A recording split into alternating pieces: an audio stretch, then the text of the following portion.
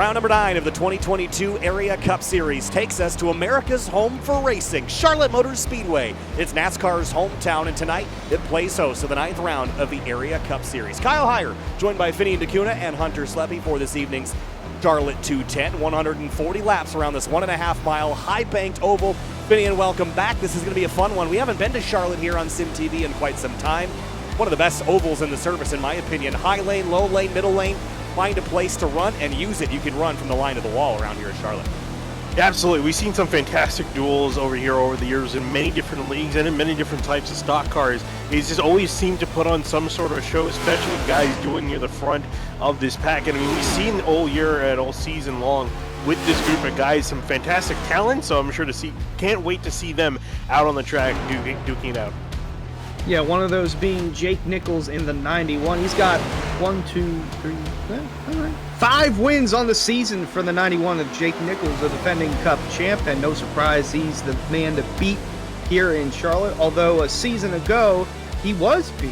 He actually only led 1 lap in this race back in season 2. The man that got the job done on Jake Nichols was David Weishart. He led 115 out of the 140 laps in last year's race, so we'll see if he can try and dominate this one even further. We'll see if he can do the same as he did the last couple of weeks. 5 wins on the season and 8 complete so far, not leaving a lot of opportunity for anybody else to get any wins, Finian. But so far this season, James Scioli and David Weishart and Ryan Hartz each have won. Scioli and Weishart and Hartz, guess where they are in practice? 2nd, 3rd, and 4th, Finian.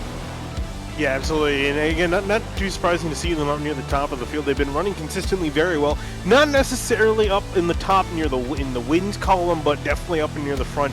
They've scored a bunch of top 10s and top 5s all throughout the season so far. I think they're going to hope to try to pick up the pace a little bit further on because, as Hunter mentioned before, Jake Nichols has been the class of the season so far. You can see by how many locked-in playoff graphics he has. You can't see it almost at some point. It's a pixel. It's like, just picture that, 5 pixels next to Jake Nichols' name. That's how many wins he's got. Travis Beckner and James Scioli, the only other drivers with a win on this season. Dom DeLeo, the highest in points without a win. Then go to Weishart, Seth Noel. Then got Ryan Hartz, Cosmin Yonoshiwu, Tyler Nichols, JT Poole, and then the 2 just barely above the cutoff line, Shane Abbey and Alex Weaver, with Jordan Martin, the first driver, out, looking in. Yeah, so some good battles formulating here as we get closer and closer to the playoff cutoff. And having a look back on the racetrack here, Matt Bell, Travis Beckner, the Area 500 winner, is in 6th right now on the racetrack. Talk about Charlotte here a little bit. This track can be slick at times here, Finian, but one of the things I like about it, it's multi-groove, and the surface is kind of rough in places and smooth in others, and it kind of multi-groove races pretty well. You can use different lanes on the racetrack, and I think with this next-gen car, I think we're in for a good treat tonight. Yeah, I've seen a bunch of 2-wide, even 3-wide action around this track in practice. A lot of guys kind of testing the limits, seeing how they can run, how they can build up runs onto their competitors. You can see right there, there's perfect action. You see one driver going up near the wall. Again, that's what makes the racing so good, especially in comparison to some other speedways like Texas, where you really can struggle to try to make both lanes work. Charlotte is, I don't know what it is, if the surface, if it's aged well enough, or just the way the track is configured, the way it was paved, that it just manages to put on solid multi-groove racing. Yeah, if it's anything like what we saw with the Coke 600, then we're in for a treat. Drivers tend to go low, middle, high, pass 2-wide, 3-wide. If you want to risk it 4-wide, there are 3 dotted lines there on the front stretch, so you can make it work. But looking at it, got over 2 minutes to go here in practice, and one driver I want to keep an eye on is actually the 45 of Chris Seidenfein. Now, Chris Seidenfein ended up winning in Season 1 at this racetrack, although be it was on pit strategy. Nonetheless, he still had the speed capable enough of winning. Currently 7th quickest on the board. I would keep an eye on him tonight as a wild card / underdog looking to take the trophy tonight. And at the bottom of the screen, you can see we've got a donation pipe, I guess is what I'd call that graphic at the bottom of the screen. And Hunter, there is a charity race coming up that is going to benefit the American Foundation for Suicide Prevention. You got some more information on that? Yes. So back in Season 2, we did a charity event for the American Red Cross in relief to the tornadoes over by Bowling Green, Kentucky. So we decided to do it again this year and wanted to switch our focus to the American Foundation for Suicide Prevention. So it'll be this Friday night on the Area iRacing Twitch channel on SimTV. It's going to be dirt street stocks at USA. Just something that, everyone can come to, have a good time, raise some money, and have some fun. We had Chris Ferguson and Trent Ivy a season ago duking it out for the win. So it should be a great success this year as well. We're looking to eclipse the $1,100 in donations that we got a season ago. As you see on the bottom, you can flip that back up. We are already at over $300 of our $1,000 goal, and we'll get a link down in the Twitch chat for you guys to click and donate. Good cause, and that'll be on Friday night. We'll see you there. After the week of racing here at Charlotte, we've got, of course, the Truck Series tomorrow night, and then Thursday's Area Lodge Box Series will head here as well. 3 rounds, all at the same racetrack before we take a week off next week for the holiday break. 27 seconds left here in practice as we get a little bit closer here to qualifying. We'll take this moment. Fans, be sure to subscribe to that Area iRacing Twitch channel for only $5 a month. You can watch all Area broadcasts commercial-free. You can also use new Area iRacing emotes in the chat. You'll also earn double channel points as a subscriber that you can use to redeem for free merchandise. That is twitch.tv/Area iRacing. Practice is complete, heading into qualifying here in a couple moments. Every week I like to talk about the importance of qualifying at this particular track. I don't think tonight is one of the places that I'm going to be super worried about getting up front here, Finian. I do think last week at Bristol it was important. This week I don't think it'll be such a big deal. You don't want to start dead last, but I think starting 5-10 rows back won't be a death sentence either. No, it definitely won't. I think for these guys, though, what you want to try to be as close to the front as possible, especially because we've seen in this league quite a few times, which is a good thing, is that we've gone green quite a few times, and you can't just count on a caution immediately coming out. So you're going to want to perform well. You're going to want to, get yourself as high to the front as possible, because once the field starts getting spread out, it could be pretty hard to potentially make forward progress, especially later on in the race. Here's the guy who missed last week at Bristol as James Scioli in the 7, and we talked about a lot how there were a lot of different names that were throwing their hat in the mix for the win last week, and I believe solely because the 7 of Scioli wasn't in that race. If he was there, then he would have been second fiddle, or if not, had the throne Jake Nichols in winning, but James Scioli being out allowed guys like Seth Noel, Ryan Hart, so on and so forth, the opportunity at winning in Bristol. But nonetheless, Jake Nichols still got that job done, but looking to see the 7 of Scioli bounce back after missing last week. Yeah, misses a race that he very well could have won at. Good point there. Have to refocus his energies here and go after Jake Nichols again. At this point, Nichols already has a momentum. It's now just stopping it because, as we saw last season, won, 9 or 10 races in that season and just continues to stack them up. You just can't let him get away with that many more. You're going to put yourself at such a big deficit that you won't be able to claw yourself back out in terms of the momentum game. Scioli, first lap, a 30.707, will be the first and only driver on the timing and scoring for the time being. Garrett Grant goes second fastest. Now the other question, Finian, faster on lap 2 or faster on lap 1? Yeah, it's kind of been, I wouldn't say necessarily toss-up between which lane is faster. It really depends so much on on the track and how much momentum you can carry through the corner. If you got to lift off, I would say probably it's going to be lap 1 that's going to be a little bit faster if you can keep the momentum going here. And I think these guys are mostly pretty much open throttle around here, so you could potentially see lap 2 go quicker. Yep, so a 30.307 is the top time to beat from the 7 of Scioli. Comes Ryan Hartz off of turn number 4. Going to be fourth with a 30.2, a first. Went from fourth to first, 30.286. The track record says season ago by Alan Balancino was a 30.095. And Dom DeLeo having a solid run after last week. Mentioned very consistent, highest driver in the playoffs in the playoff picture without a win. Would obviously like to change that here tonight. Yeah, doing well so far. Currently 12th in the lineup. Jake Nichols is on track as well. And Travis Beckner waiting on pit lane. Bourne, Stafford, and Bowie already rolling as well. But Ryan Hart, Scioli at the top of the board for now. Danny Ware improves to 4th. Rafe Slate is 3rd. Dom's second lap is a hair quicker, moves him up to 11th as Jake Nichols now takes the green flag. Yeah, you're see where this 91 is going to end up. Obviously, we know he's quick week in, week out. Has 2 poles to his name. Hasn't been so dominant in qualifying compared to. He's actually the only driver with 2 poles. Everyone else has gotten only 1 pole apiece. So Scioli, Weishart, Hartz, a bunch of other drivers as well have gotten pole at least one time. Let's see if Nichols could make it 3. Pole number 3 here as he's running up through turns 3 and 4, running a little bit high. Not too fast in qualifying, at least not fast enough to get all those poles with the way he's getting all those wins. First lap is 30.663, good enough for 20th on board. We should see a big increase here in lap number 2. Yeah, we saw basically a 3 to 4/10 pickup for drivers on that second lap out of turn 2 now. Down the back straightaway. Took some laps earlier. You're kind of lifting off into the turns in the early part of the run. And as you get later and later, you're lifting earlier, maybe a little bit of braking, but it's not necessarily flat out full throttle everywhere. Out of turn 4 for Jake Nichols. Will he start up front or will he have some passing to do? A 30.345 puts him about 4th, row number 2 for now. Yeah, looking at Ryan Hartz is currently the man everyone's trying to beat for pole position.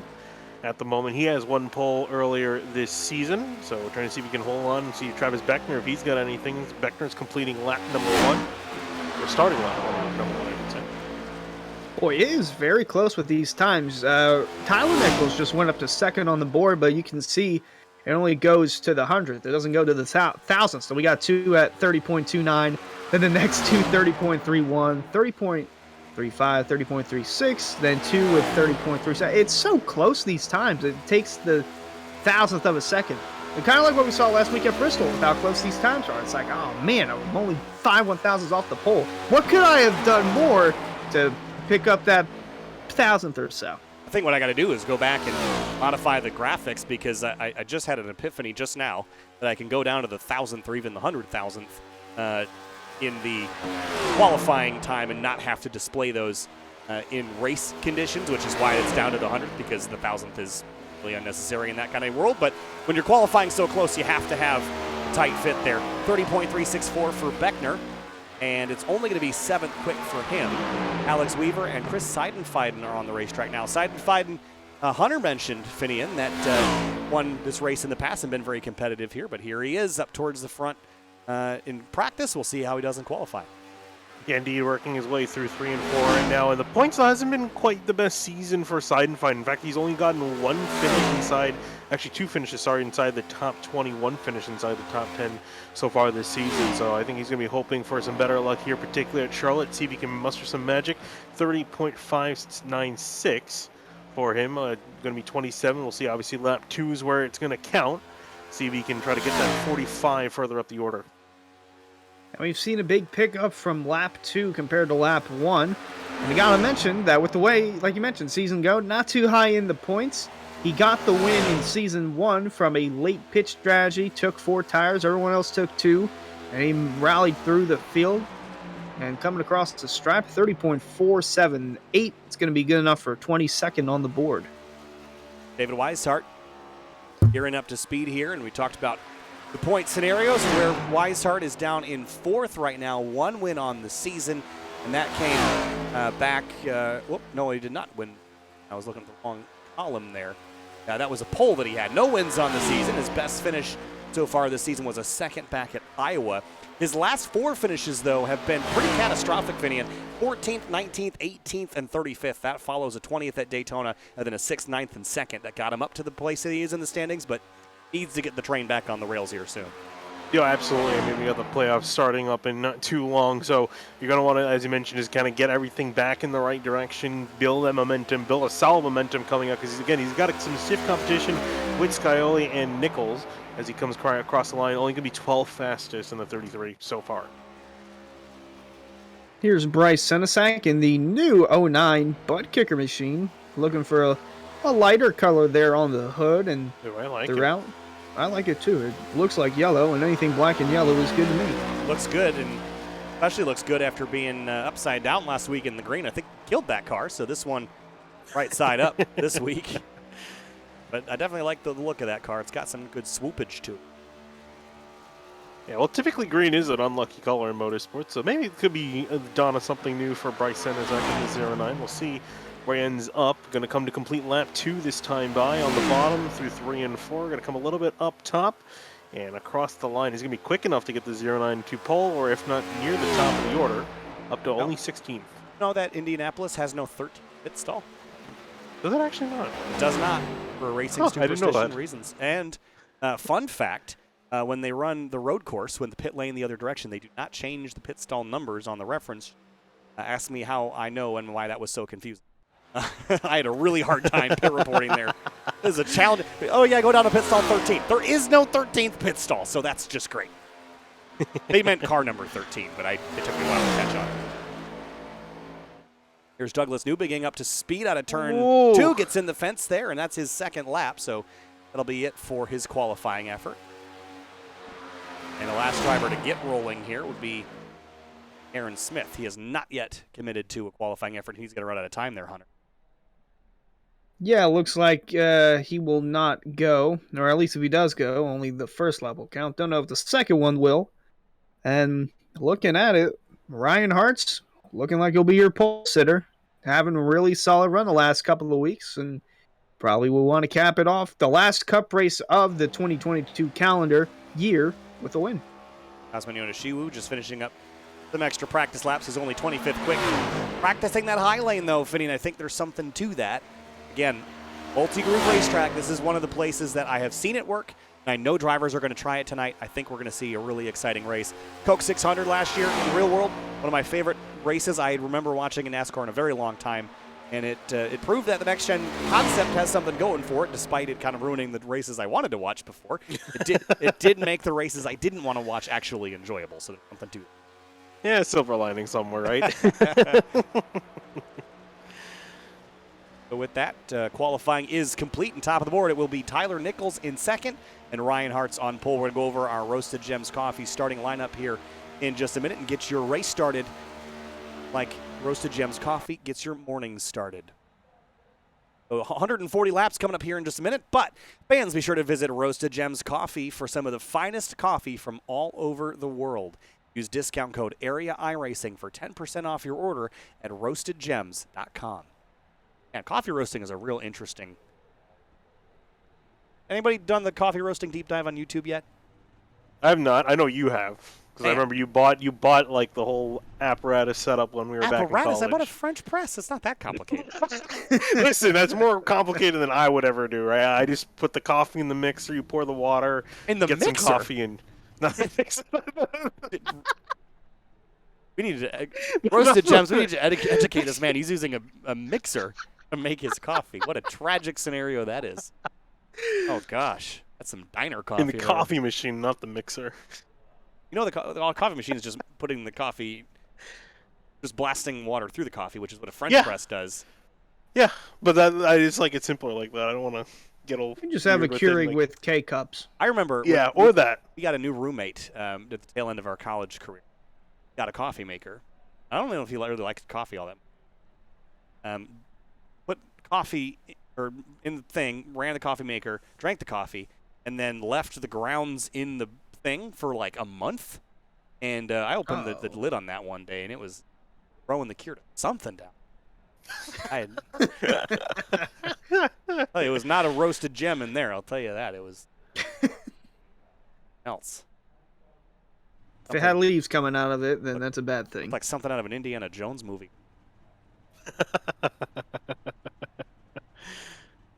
All right, just waiting to kick things off here. I apologize for my voice. I'm still on the tail end of sickness, and I'm almost there. But look down. Go ahead. Sorry, I was going to say, did you ever actually figure out what you got? I mean, sick. I mean, that's all I got. It wasn't great. But there's the turnover there, and there's a look at the Roval, which we are not on today. And typically when we've come here in Sim TV, it's been Roval time, typically. It's been a while since we've been on the Oval. It's about time to head down and do the Roasted Gems Coffee starting lineup. Kicking things off, let's roll through the starting grid. Kicking things off with row number 1. On pole for tonight's Charlotte 210, it's Ryan Hart's in the number 3. He'll start alongside Tyler Nichols in the 41. In behind them, James Scow is going to be rolling off in third place in the 7 machine. Matthew Bell in the 9. Good qualifying effort for him up in 4th. Starting in row 3, it'll be Rafe Slate in the number 8. Tommy Ryan's 99 starts in 6th on the outside of row 3. Nick Nichols back in 7th place in the 91 machine. Next to him, Danny Ware in the 00 in 8th place. Row 5, starting 9th, it's Travis Beckner's number 28. Alongside him in 10th place is the 27, Gabriel Ellison. Back in 11th, Alan Balacino in the 70 machine next to Michael Sturgill in the 17 in 12th place. 13th place is David Weishart's number 33, trying to right the ship after the last 4 weeks have been pretty terrible for the 33. Delonte Ballard starts in 14th in the 21. Back in 15th, Bronson Stafford roll up in the 61. Next to him, Brandon Bowie in the 23 and 16. 17th place on the right of your screen, that's Bryce Senesac. New colors on the 09 this week. Right behind him is the Rick's Hot Sauce 64, Ed Robertson. Back behind them, Garrett Grant in the 5 machine is going to be rolling off in 19th. Jordan E. Martin in the 11 next to him in 20th. 21st place, row 11, Dom DeLeo, highest running driver in the standings without a win. Chris Rabel starts in 22nd in the 29 car after a strong run at Bristol last week and did not quite so well. Oh, it did run. He didn't finish top 3. Sorry, I was thinking the wrong driver. Carry on. We got Michael Curran in the 24 machine is going to be rolling off in 23rd. Dwayne Culberson in the 81 is going to be rolling off in 24th next to him. Cosmo Nunishiwu rolls off in 25th place. He'll start alongside Chris Seiden, finds 45. Chevrolet, he starts 20th. 27th, you have Seth Noel in the 1 machine. Next to him, Ryan Swan in the 19 car in 28th place. 29th place will be Jeff Ryan's number 37. Ricky Springer starts 30th in the number 18. Yeah, and then in behind them, Shane Abbey in the 12 machine in 31st. Douglas Newbing, who we saw hit the wall in qualifying, he's got a lot of work to do. He's going to be starting in 32nd. 33rd place, Jonathan Cogswell's number 26. Tom Bourne starts 34th in the number 6. Mark Patterson in the 51 is going to be rolling off in 35th place. Andrew Player next to him in the 13 and 36th. Field is beginning to roll off here as we look back a little bit deeper. Alex Weaver starts 37th in the number 4, and Greg Mitchell starts 38th in the number 2. That's actually it of the drivers that are on the grid. Aaron Smith did not take the grid, and he will start either from the pits or he will not start at all tonight. Yeah, I was going to say he's in the server. Don't know why he's not joining on the track. So we'll see what happens with him, but he will be starting 39th if he does choose to start this race. So Hunter, 140 laps, who you got your money on? I mean, it's tough to bid against that 91, but man, the other drivers that have won this season, Hartz isn't mixed, Scioli. How about Tyler Nichols' strong qualifying run? Yeah, strong run for Tyler Nichols. I don't know if he'll be good enough in the race to beat brother Jake. I'm going to go ahead and say that David Weishart gets the job done, rights the ship, gets the 33 in victory lane, or he gets third, and then my wild card, the 45 deciding line. Big field here, 38 cars going to be taking the green flag. 39, Aaron Smith did get on the racetrack. He will start from the tail of the field. 140 laps from flag to flag, green flag racing. It'll be about 1 hour and 10 minutes worth of action. Of course, we'll probably have some yellows dotted along the way. Hartz on the inside, getting ready to go racing. Tyler Nichols on the outside. 140 laps, 210 miles. Here we go. Round 9 of the Area Cup Series is green from Charlotte, North Carolina.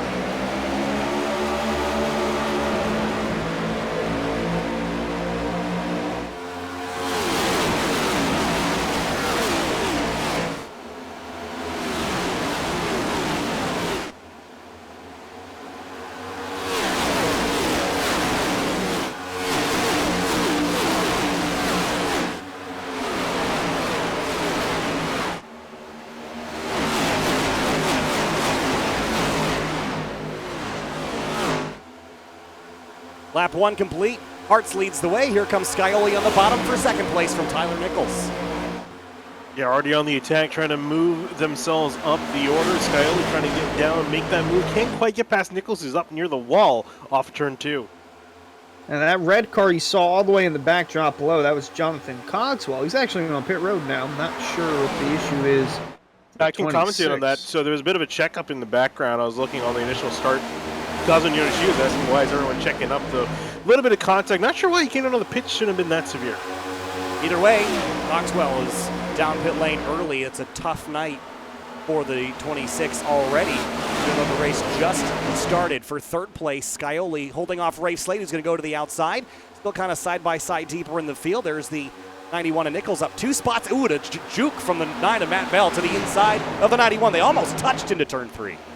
Yeah, Matt Bell looking really racy early on, trying to see if he can get past the 91, and a solid start for Jake Nichols, already up 2 spots, potentially 3 if he can get past the 9. Or, sorry, now that he's past the 9, up the, if he can get 1 more spot, if he can get past Scioli. Well, another guy who was looking pretty racy was that 28 of Beckner, but we look a little further back mid-pack. Bronson Stafford in the 61, currently 16th. Just swap the numbers around. Garrett Grant in front of him for 15th. And meanwhile, towards the front, we got the 33 of Weishart. It's kind of stayed stagnant, really hasn't moved up. Pretty good side-by-side battle with Travis Beckner and Gabriel Ellison. Ellison to the outside here, up one spot in the early moments. I think when the grip level is high at the start of this race, it's going to be challenging to make passes, but as we get a little bit later, lay down some rubber and let the tires burn up, I think we're going to see some more multi-groove racing. At least we hope to see that. Down the back straightaway, there's Danny Ware moving from right to left, getting into the inside. He's got Balacino behind me, and everyone kind of blue line hunting right now on the bottom finish. Yeah, Gabriel Ellison, he's trying to make some of the top lane work a little bit. He's been in a side-by-side battle with Beckner and Tommy Ryan in the 99 machine just up ahead. Not quite kicking in just yet. I think he's trying to see if it can work, and I think it's definitely possible.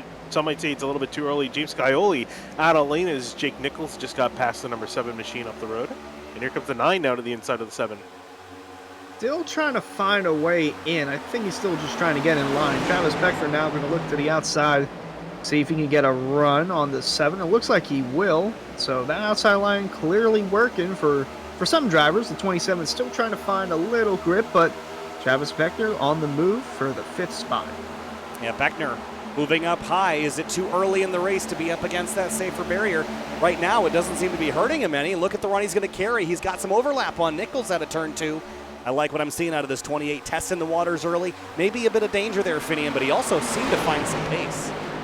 No, if you can, you got to play the game a little bit. I think he's going to dive back in. I think he can make it work for a little bit, but I don't think long term you're going to want to stay on there for too long. It definitely can help to make a pass or two.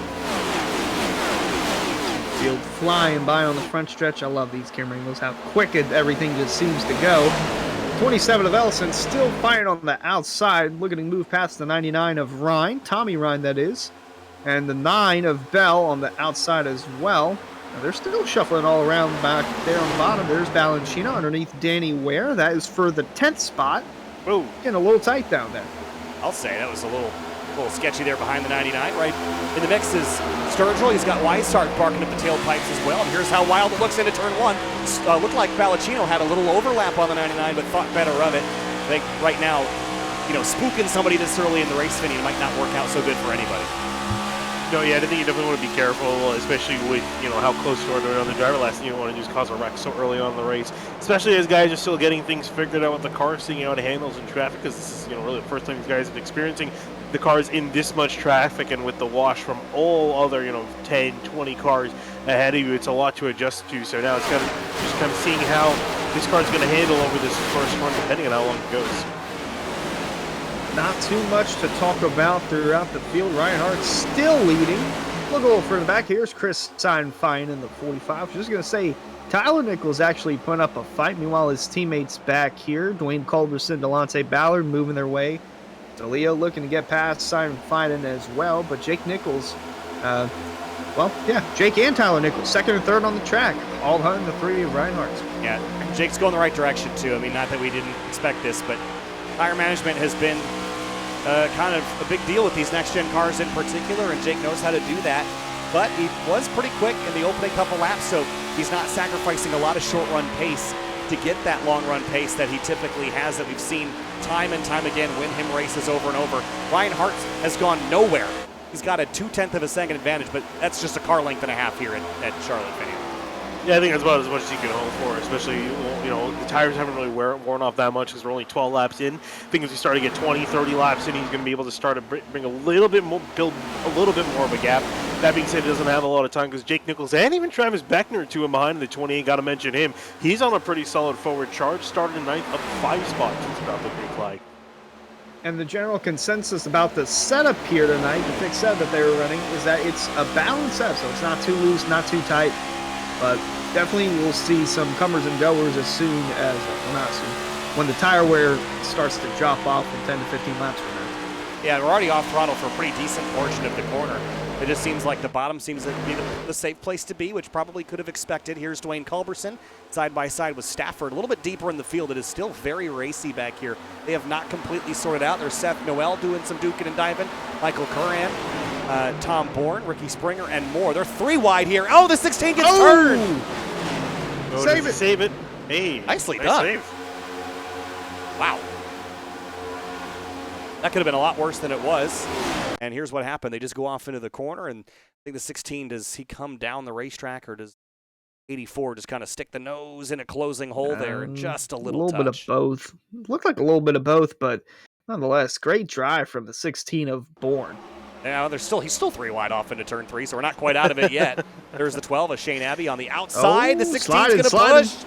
And the 71 of Newbegin getting a great perspective of this all out the windshield. Yeah, what a fantastic view to watch for these drivers. They're constantly stressed out, especially because the guys in the back have been kind of in this 3 wide, 2 wide battle since the drop of the green flag. It hasn't quite sorted itself out compared to the guys in front who are running mostly single file at the moment. So they've been kind of brawling it out. Still haven't figured out an exact order they want to run in yet. High above, you see the 81 of Dwayne Culberson still fighting on that outside. Seth Noel trying to make a charge there.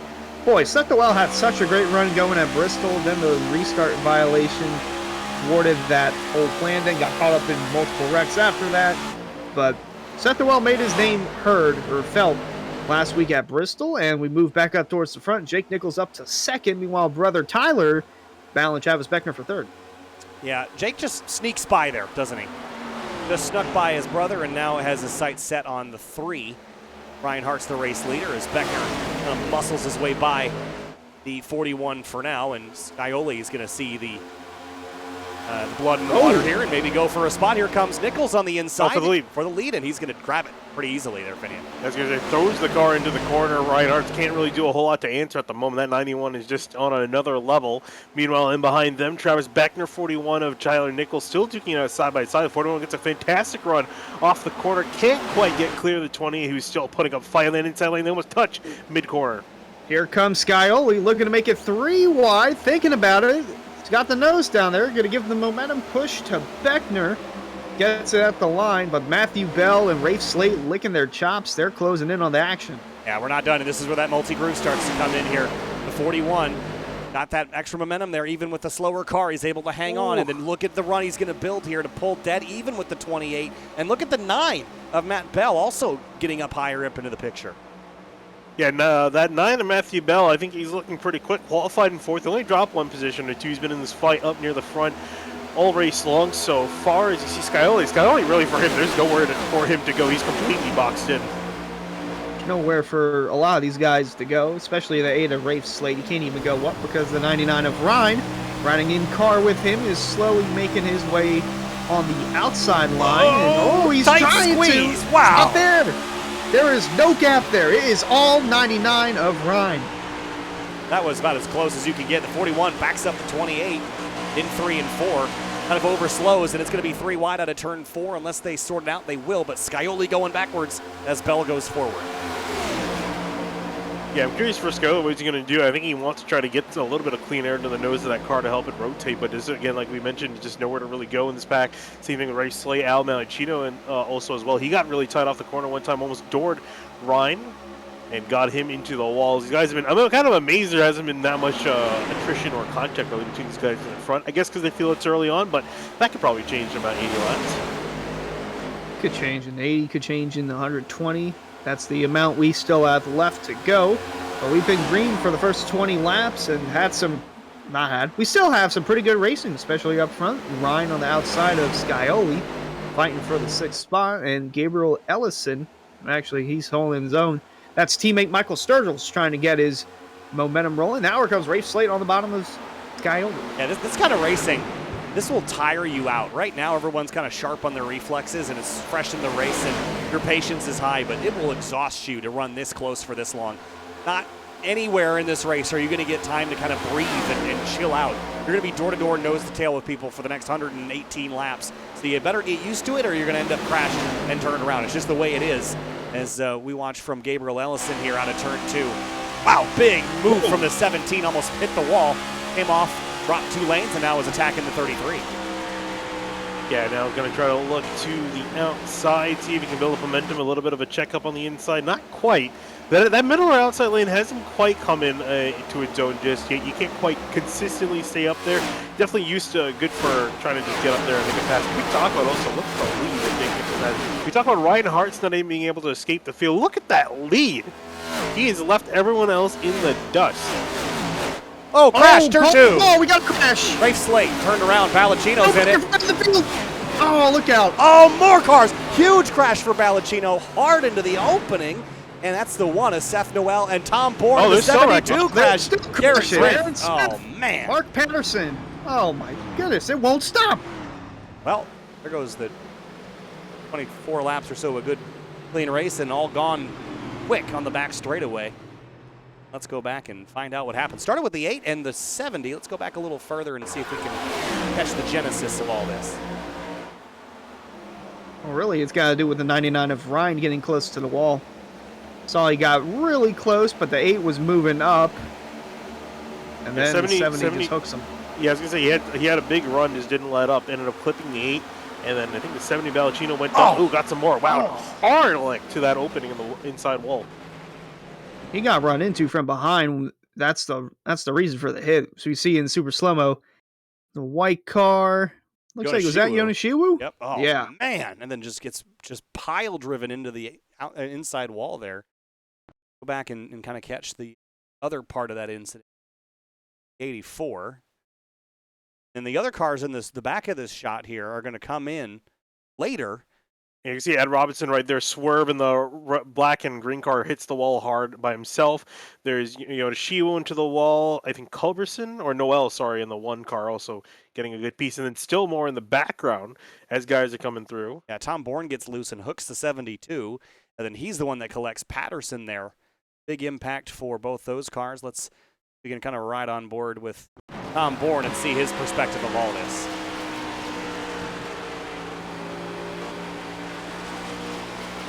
I mean, it's been going on for a while. Yeah.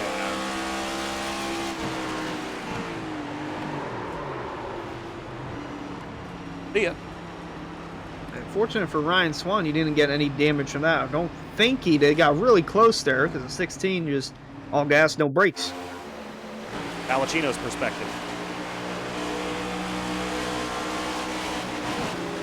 Not really a lot he could have done. Slate checked up pretty big, but I don't think Ballacino had a lot of time to react. And then right here, just gets finished off.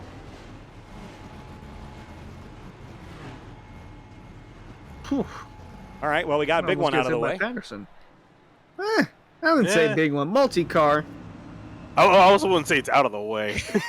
All right, so everything I just said was wrong, so let's start over. No, all right, so first caution out at lap 24. We have had a pit stop just now. Brennan Bowie jumps up to second, and that was because of a two-tire call. He's the only driver to try that. Opinion? Your assessment on a two-tire call at 25 laps in the race? I mean, if there's any point to try, to be a little bit, experimental with the strategy, it's obviously best to do it as early on in the race, because in case it goes south, you have some more time to make up for it. And I would say he's got the pace to try to make up for a little bit of a risky call. I just find it kind of weird because, I don't think there's really a reason for him to make that call, right? Because he was the leader. I feel like he might as well have come in for 4 tires, but we'll see how it works. I think it'll be a good chance for the rest of the field, too, to see how a 2-tire call works. I'm sure they're all going to be watching the 91 to see if he's still got the same pace he had when we had the initial green flag. Kind of like what we said last week, Kyle, at Bristol. Better to happen on lap 26 than lap 126 and the unknowns of 2 tires and not. But we'll see if 2 tires works here as we look aboard the 70 of Alan Ballacino. And it's just unfortunate that he just couldn't catch a break from that incident. Thought it's clear, then all of a sudden, wow, Patel from behind and into that opening. We'll see if he can continue to go. Obviously, not at a race-winning pace, but nonetheless, he'll still try to keep that 70 car out front. Back in the car, I don't see how that could be a functional vehicle after an impact like that, but we'll catch back up. A couple other drivers have gone a lap down. Noel, Robertson, Patterson, and Cogswell. For him, it was kind of a saving grace. Remember that incident that he had on one of the opening laps of the race, but he's now the first driver 1 lap down. Means next opportunity we get a yellow, he could be free pass recipient. Before we get back green here, we just got a bunch of SimRap Market replays.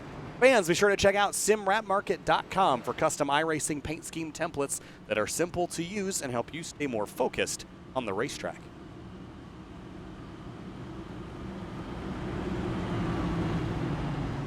So doubling up for the restart here, Nichols on the bottom. Already looking pretty dominant in typical Jake Nichols fashion. Have we noticed a pattern, though, of Jake Nichols winning races he didn't dominate and not winning races he was dominant in? Yeah, I could say that pattern has emerged. I mean, the man just, I feel like, again, this race so far, it's kind of looking, especially considering, I'm just genuinely amazed at how much of a lead he had over Ryan Hartz and everyone else. As soon as he caught some clean air, he just took off like a rocket ship. So unless these guys have something playing or unless something catastrophic happens in the 91, he's going to be a tough man to beat out there. Like we mentioned, he only led one lap last year, so he's got 20 times better than that this year. 10. But He'll be 20 soon. He'll be 20 soon. Actually, kind of surprising that stint once he took the lead was only 10 laps. That was a little longer than that. Pace car pulls off. Going back green here at lap number 28 for the Area Cup Series from Charlotte Motor Speedway. Race 9 of the season. Back underway. Big slide from Bowie on the 2 tires, and he gets split 3 abreast at the start-finish line. Well, that's going to scare everyone else to take it 2 tires later on in the race.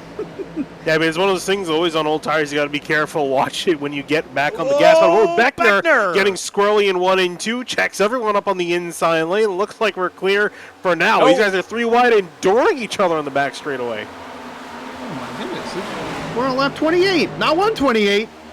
That was Calm down, boys. Rabel and DeLeo were the ones leaning on each other too. Yeah, we'll see if he continues here as they come off at turn 4. Looks like we've avoided the mess for now. Still trying to keep an eye on Brandon Bowie, who's running up there on that 2-tire call. Running up there with Tommy Ryan, James Scully, looking okay for now, actually.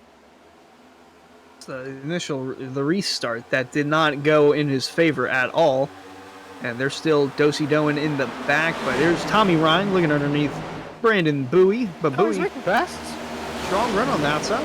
Yeah, I don't actually think that it was that terrible of a call, but we know that upper groove on the restarts can be slippery. I think my reaction driving this car around a little earlier today was it goosed on throttle at low speed really easy. I actually felt like the mechanical grip at low speeds is broken right now in these cars. It's so bad. So getting up to speed is a challenge. Once you're there, I'm not really convinced the strategy call was all that bad. So we'll see if Bowie can hang on. Gained a couple of spots back after his slip on the restart. They're looking to gain another here, working the outside of the 41, looking a little bit further back in behind these guys. Looking at Michael Sturgill, Gabriel Ellison, David Weishart as well, too. He's been trying to work his way up the order. We're talking about him trying to change things around. It's not been a particularly good stint the last few races. Currently in 11th up 2 spots. He's trying to make some progress forward, but has pretty much both lanes of traffic occupied. It's a marathon, not a sprint. That's the way the 33 of Weishart sees it. Only up 2 to 3 spots since the initial drop of the green flag. But his teammate up there, James Scully, holding his own on the outside. And now a little further up the road, Tyler Nichols was on the outside. And yeah, after that rocky restart, Brandon Bowie's back up to 3rd. Yeah, now looking for 2nd. Wow. Damn. I would not expect him to continue climbing beyond this, but this is not going badly at all, actually, all things considered. By the way, I was going to say, it's working really well. I was going to make a comment about David Weishart's season not being a sprint, but man, someone's been hacking at his kneecaps the last 4 rounds because it has been a tough stretch, but that he needs to turn around. But as far as this race goes, his progress has been slow but steady forward. And speaking of moving forward, Brandon Bobe slipped behind him. Beckner up into the 99 and to jump out of the throttle. It looks like we've avoided catastrophe for now, but that's the second time we've seen this 28 get a little bit squirrely here, so I'm not sure the handling of the 28 is particularly good. But going back to Brandon Bowie, he's going for the lead. Wow, he's not even giving me time to speak. I was going to say, I'm kind of amazed at how well this call has worked out. It almost seems like keeping all lefts on might be an advantage somehow. Don't know how it's an advantage, but it's working pretty well. That 23's got some pace, working from the inside, still fighting with the 91. Got that Mamba mentality all over the 23. The Mamba Sita, number 23. Mamba, see you later. Nope, not anymore. No, he got loose off the corner. Spoke too soon. Here comes Jake Nichols again. Yeah, I wonder if this is a short-term gain, long-term loss sort of thing here.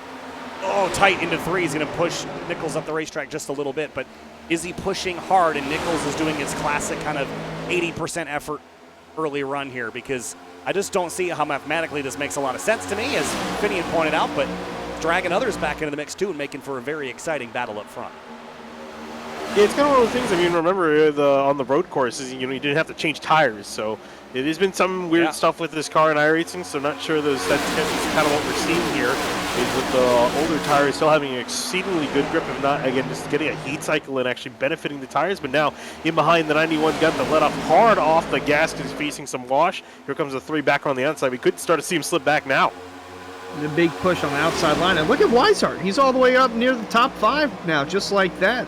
Slow and steady. He is up to 5th. Teammate Skyerly on the outside. But here comes Matthew Bell trying to get around the 23. Big momentum push here from the 7s. We're 3 wide down the back. Look at the 17. Where did he come from? Sturgill's going to grab a spot. The 23's middle 3 wide. He's got no air to play with there. Neither does the 99, but everyone racing 3 abreast back here inside the top 10. With 23 falling hard, really slow off of 4, having to hold up James Scioli as he was trying to find a way around that 23, but got stuck in behind. Now has a clear lane on the outside. The 17 to Sturgill, as you mentioned, he's starting to be a little bit more aggressive to move his way up the order. Moving up through the field is the 17 of Sturgill and the 27 of Gabriel Ellison, the Lucky Duck guys, slowly waddling towards the front. Nice. There's the 7 of Scioli. Ooh, real loose for him out of turn 4. Had a big bobble, big moment. Not slowing him up too much. Yeah, Bowie, not slow, but not consistent either on this run. He's been kind of all over the board. Jordan Martin's creeping into the picture as well. I haven't talked a lot about Jordan tonight. Started 20th. He's up to 10th, so good progress for the 11, and he's on the bottom chasing the 41 of Tyler Nichols. Gabriel Ellison, the 27, trying to build up a run on that outside lane. Ellison's been kind of hovering around 10th position all race long. Martin meanwhile, has been making some solid forward progress. To see if he can continue to, again, talk about that traffic jam. 2 lanes of traffic up ahead. It's kind of hard to work your way on through. You got to kind of slowly meander your way on through. Just kind of pick a lane and hope that lane wins. All throughout the mid to back portion of the top 10, they are door to door. Scioli looking for that 5th spot around Brandon Bowie. Jordan Martin, gotta mention, he is the area all-star race winner, and he had Jake Nichols on the hood of the car. So I wonder if Jake Nichols can return the favor and put Jordan's face on the hood of the car. Maybe Jordan will win. Outside lane. Whoa, look at the 41. Whoa. Slump the gap and stick the 41 to the high side. That was brave and optimistic, but he got it done and jammed that 41 into the upper groove. I was just about to say, I see that momentum beginning to build up there, guys, and it looks like more and more drivers are starting to kind of gravitate towards that upper groove, especially mid-pack. Well, I'm curious how much of that is that the lane is changing, or also a lot of guys just trying to get around the 23 of Brandon Bowie, because he's starting to look more and more like a rolling chicane. Jordan Martin stuck in behind him, and it seems like everyone else is getting a lot better runs around the 23 on the outside. I was wondering the same thing, because he's slowly starting to fall back. He's slipping. Yeah, he used most of those 2 tires when he went up and was door-to-door for Jake Nichols with the lead, and now he's really starting to fall back like a rock. You got guys risking 3 wide, going into the corner, just trying to get around him. Delonte Ballard looking like he'll be the next one to pass, and Michael Turner as well. Well, green-white checkered may be a good call. I'm not sure that I would do this for any run longer than 3 or 4 laps, but you learn something every time, and Bowie has taught everybody something very interesting, is that the tires don't fall off immediately on a short run, as you see a couple drivers scattering. Rafe Slate to the bottom. But I think if you've got 20 laps on your tires, you can do a 2-tire call and be okay for 2 to 5 laps. Yeah, I definitely saw that. Good on the short term, definitely not good on the long term, because it's kind of amazing, the 9-day difference, right? We saw him go from driving his way up to battle again for the lead, to dropping like a rock through the order. A couple cars just hit the wall on corner entry on her. I think one of them. Shane Abbey? Looked like it could have been Shane Abbey. Let's have a quick look and see if we can pick it out. There's the 12, the white and blue car right here. Bam! Yep. And I think the 24 got it as well. I mean, one of those instances where like guys just kind of follow each other. I was going to say, from the camera angle that we've seen perched right before the entrance of turn 1, seen cars get really close to that outside wall, and it's actually surprised me that it took them that long to hit the wall. Because I've seen that a couple of times. Like, they get super close before going in the corner. Yeah, some great wall camera angles here from Finian that does our camera packs. And all the wall-mounted cameras here are right next to the racing line. And, man, they get very close and make it sound and look thrilling around here. So really cool stuff. Here's the bigger cam at turn 3. And, of course, that turn 1 camera is just really, really cool. Here's Jake Nichols leading the way. Hart's, Bell, Weishart, Scioli, the rest of the top 5. And here comes the field. Yeah, you know, once in a blue when they tried. I think they still got more guys end up hitting the wall again. Yeah, it was Shane Abbey again. Yeah. He got close to it. If he keeps hitting it over and over, he won't have any more right side to hit the wall. Oh, they are really close in the wall back there, right in front of Rafe Slade. That one driver nearly got into it. That's who? Shane Abbey. See if he hits it a third time. You know, Kumi once, shame on you. Kumi twice. Shame on me. Darlington was a couple weeks ago, guys. And now he plays it safe. Yeah, very. Right, just took 5 lanes off the outside wall that time. Running the Legends Oval. That would be interesting at least to reimagine that. Oh, man. That's just what the LA Coliseum is, basically. Oh, 61 just got uprooted by the 11. That was a little tight and dicey there. Have a look at that on the Simrat Market replay as they went through 3 and 4. Watch this. Hey. Yeah, 61 backing off because I think he felt he was sliding up the hill, was trying to get the car pointed back down. Unfortunately, 11 almost caught his bumper, but these guys have been playing it close, but giving each other just enough room to play with. You think about 5 or 10 laps ago, the 28 and the 11, Beckner and Jordan Martin, they were inside the top 10, but because Bowie was stuck on the bottom, they were right behind him, and they had nowhere to go. Now they're all the way back around the 20th position. So that just shows how far they've fallen because of the 23 of Bowie and not having anywhere to go. David Weishart passed Matthew Bell for 3rd place. And Jake Nichols still glued to this blue line. This reminds me a lot of Kevin Harvick at Texas a couple years ago. I think it was prior to the repave. Just got to the bottom. It's that left front tire right next to or on the line and just hangs out there. And I think you're thinking of Atlanta. Maybe it was Atlanta, yes. But just hanging right out against that white line. And it's just fast. It's still one of the fastest drivers on the track. The fastest, actually, last time by. He's essentially Harvicking. Yes. Yeah, obviously it's the shortest way around, especially when you're in clean air. It can help quite a bit, but it's really the best way to go around here, especially with these cars, how much grip they have in the middle of the corner. Back in the field, though, it's a different story. Then you have to start using that outside lane to kind of build up some runs to make some passes happen. Look at the 21 of Ballard around the outside of Garrett, and there's Martin trying to look up the middle. No real gap quite there. So you have to sit in behind the 21. Oh, whoa, the 21 hacks the fence. I think he might have had some help out of turn 4. That kind of right hooked. So Jordan's trying to get up towards the top 10 again. He knows he's got a fast car. Just can't seem to find any way around. Oh, he's going to give him another bump. Whoa, that's tight. He might turn him with a wrong bump. Oh, he's going to give him almost another bump again, heading off into turn 3. Got very close. Not sure if they've gotten angry at each other or just kind of racing aggressively with each other. We'll see how it's going to play out. There's Beckner moving his way on through, as Beckner's kind of struggled quite a bit back in 18. Yeah, these guys they're trying to get back in a rhythm where they can go towards the front. You see, especially Jordan. I can only imagine what he's going through. Having a slow car to deal with on the bottom and then having to deal with Delonte. He's giving him those couple laps ago. He was giving him a momentum push on the outside, and he just really couldn't go anywhere. Oh, the 12. Shane Abbey jammed it down the inside. They're bullying poor Delonte Ballard right now. Watch this. Turn 3. Oh, Gave him a shot. that's not the outside line. I don't know if He licked the stamp incentive and almost sent Ballard into the outside wall. Ballard has had his quarter panel shortened up a couple of times in the last couple of laps. I think he might just be he's going to get it again. Oh. Tom Bourne. There's trouble behind him. Swan goes spin into the inside wall, and the caution's back out. So that 19, the right front is destroyed. Man, now that car has seen better days. Boy, there's a lot going on down there. Take a look at it with our Simrat Market replay. Had 3 different things going on. Just in front of the road, Jordan Martin got into the wall. Tom Bourne was on the bumper of Delonte Ballard, and then right behind them, Got the 19 of Ryan Swan, the 71 of Douglas Newbigging, and Swan just gets loose, comes down in front of Newbigging, and hard hit for both drivers. Yeah, not a pretty one. Ryan Swan, let's... Fortunate because they're both pretty cars. Yeah, let's ride on board here.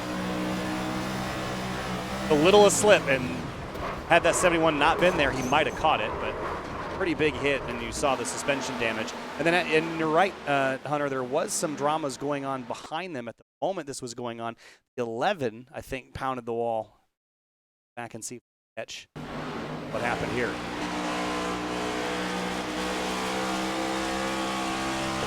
Yeah, he also got loose. Yeah, I was going to comment a few laps ago. I noticed a lot of guys starting to get a little bit tail happy out of turn 2, especially out of turn 4, where they have a little bit of a bobble. And Craig, you see 17 Sturgill just up ahead, and there's Ryan spinning down to 71. Cars on pit lane. Ryan Hart slid through his stall just a little bit. But second pit stop of the day here, guys. We haven't had to deal with green flag stops just yet. Something to consider as well. And here's the race off pit road. It's the 91 of Nichols, and that slide is going to cost Hart's at least one position, maybe two. And 33 of Weishart going to come out top 5. See if Tommy Ryan is 4th or 3rd here.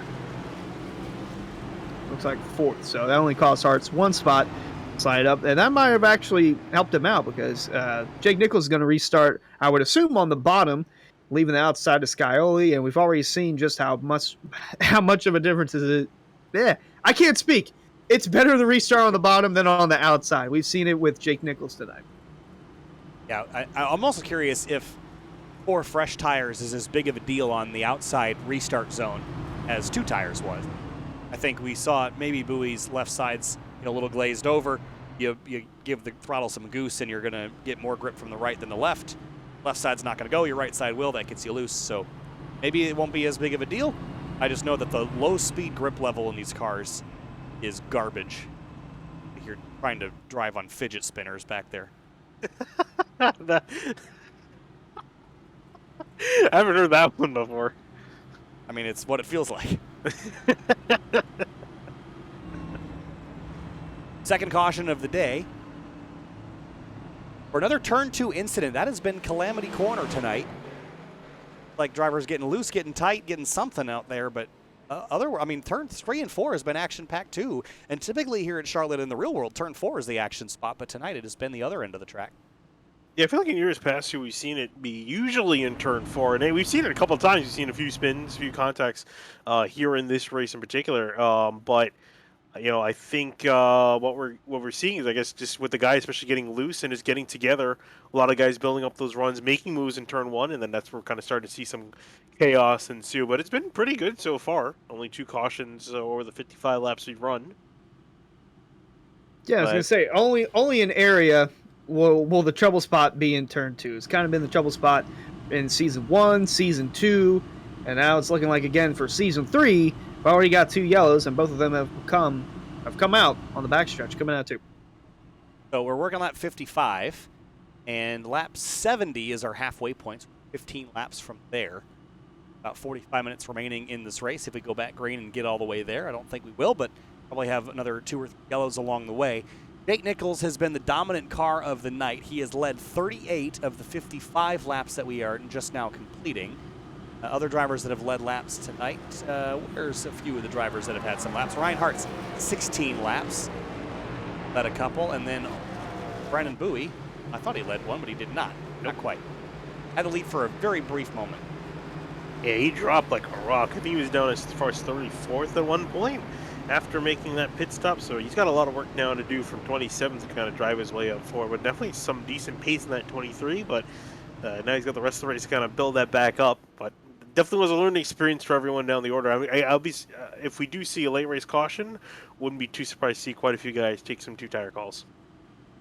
Well, before we go back green, this Friday night on the Area Racing Twitch channel and on SimTV at 8 p.m. Eastern, we will be live from USA on dirt for the American Foundation for Suicide Prevention charity events, the 2nd annual charity event that Area iRacing has done. Last season, we did it for the American Red Cross. This season, doing it for suicide prevention. And the link is down in the Twitch chat to donate We had a goal of $1,000 last year. We crushed it. Got 1,100. Looking to crush that as well. And over on the bottom of the screen, you can see the donation tracker. So we're at 320 of 1,000. And on the bottom right, you can see it flashes between the top donor, which is Dawson Miller from Miller Racing Graphics with 100. Appreciate that. And then the most recent, which is David Weishart at $15. And here we go. Green flag back out from Charlotte Motor Speedway. Lap 57. Good launch from the inside. Scioli in the wall on the outside, though. And he just all that forward. He's out. Wow. Just like that, it's over for Scioli. Second on the restart. He actually was doing a great job holding the car up there, but I think once he hit it, he knew that was it. That is tough. And how fast things change.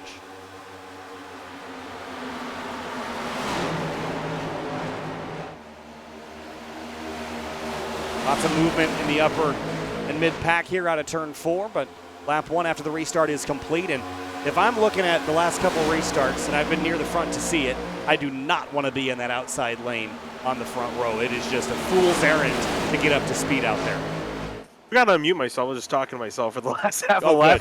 What I was saying when I was muted was that it was surprising to see that because we saw, with Brandon Boo, he had those older tires. He spun his tires. Not too surprising to see. We've seen it in the past, but with new tires, it's kind of surprising to see because we didn't see anything happen in the initial start or even on the second restart. Everyone seemed more or less fine, but like you mentioned, that outside lane, this might not be the best place to restart.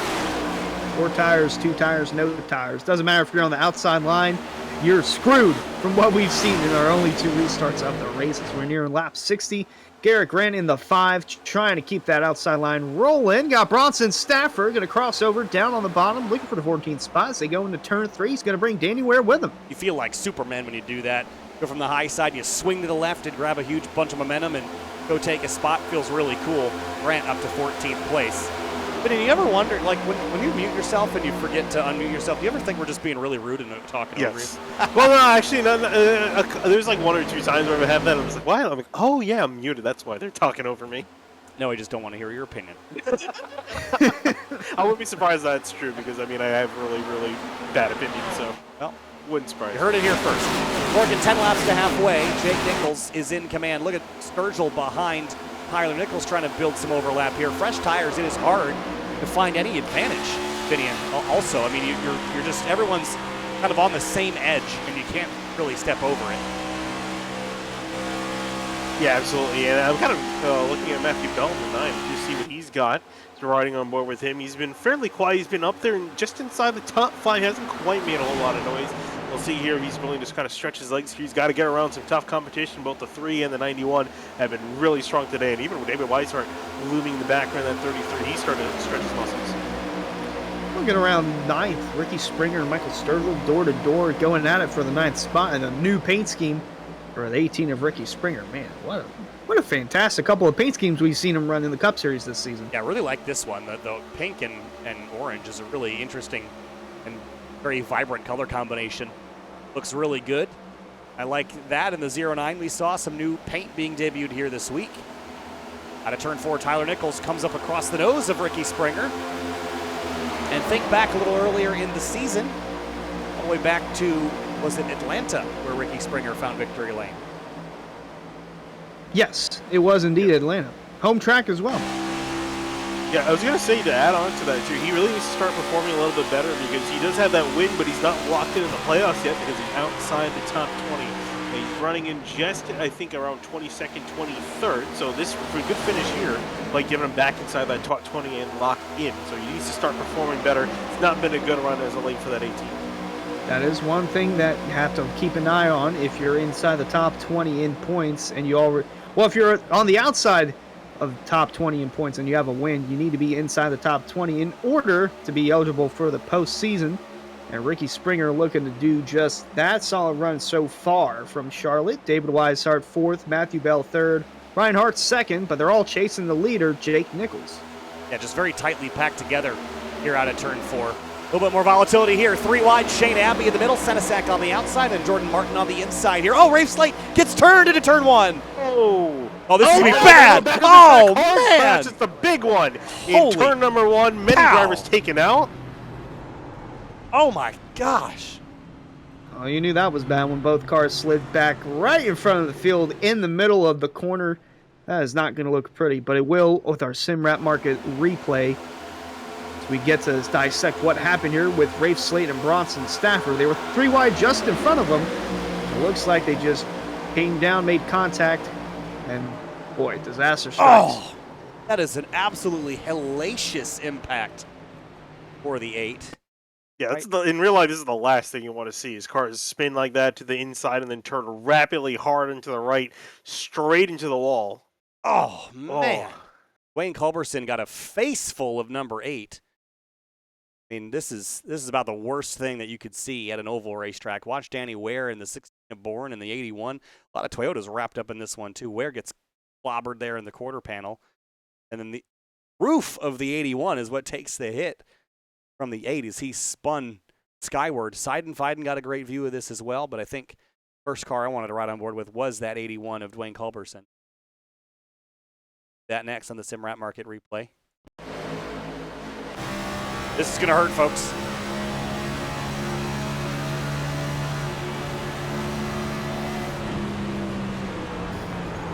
Oh. Wow. On Seidenfeiden's nose.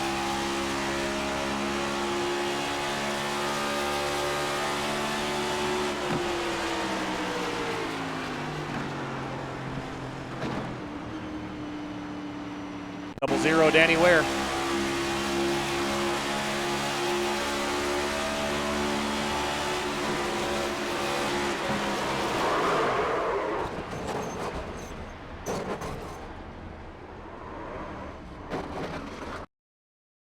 Big hits for everybody involved here. And again, the 8 and the 61.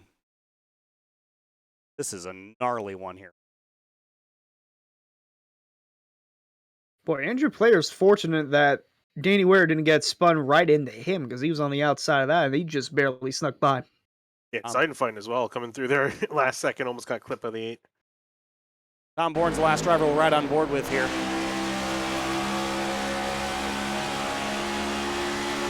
Your heart just drops when you see those cars hook back right here. Oh. Danny Ware spins back down the racetrack. Ooh. Almost took a few more guys out. Oh, that's just so much energy being dissipated so quickly with that safer barrier. Third caution of the night and another big impact. And no pit stops for the front runners that time by. And we've lost a good number of drivers now from crash impacts. Obviously, the 8 and the 61 are out. James Scioli is out. Swan is out. Yonoshibu is out. Balacchino is out. Others might join. I think he's back on the track, but he took a pretty big hit also. So I'd be surprised if that car is behaving itself. I think it's driving pretty straight.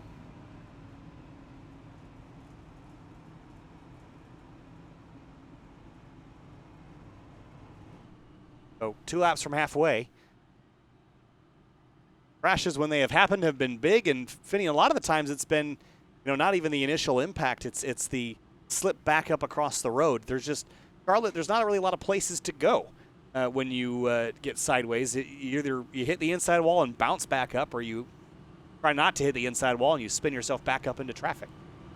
Yeah, absolutely, and like we mentioned before, just like one of the worst wrecks you want to see as a driver in real life, and then also on the track too, because when you see cars coming up like that, you're just kind of thinking to yourself, where do I go now? Because you have a couple seconds maybe to react, and in many cases, like you see there as a driver, they really might not have any place to go.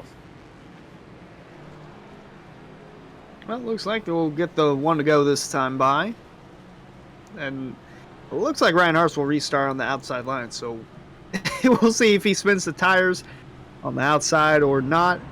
But I'm really interested in seeing how this restart goes.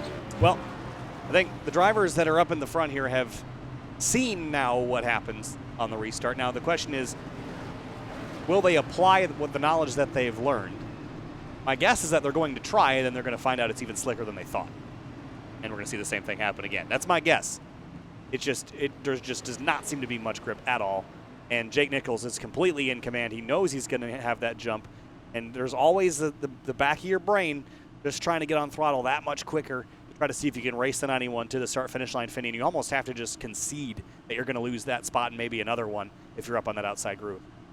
Yeah, absolutely. So, I mean, we're going to want to see here what's going to happen on this restart and see if Ryan Hartz can kind of change the picture here. That outside lane's not been particularly good. If he can make anything happen, that Rick's hot sauce car. And the number 3, I mean, he's been pretty quick, but he's just not been as quick as the 91 of Nichols. So we see if he's got anything, he's been keeping anything in storage here. He'll doubled up here. After the green flag lap, we're going to be coming around to halfway. Nichols, Hartz, Weishart, Bell, Ellison, Ryan, your top 6. Here we go. Lap 70 from Charlotte Motor Speedway, the Area Cup Series. Back underway from Charlotte.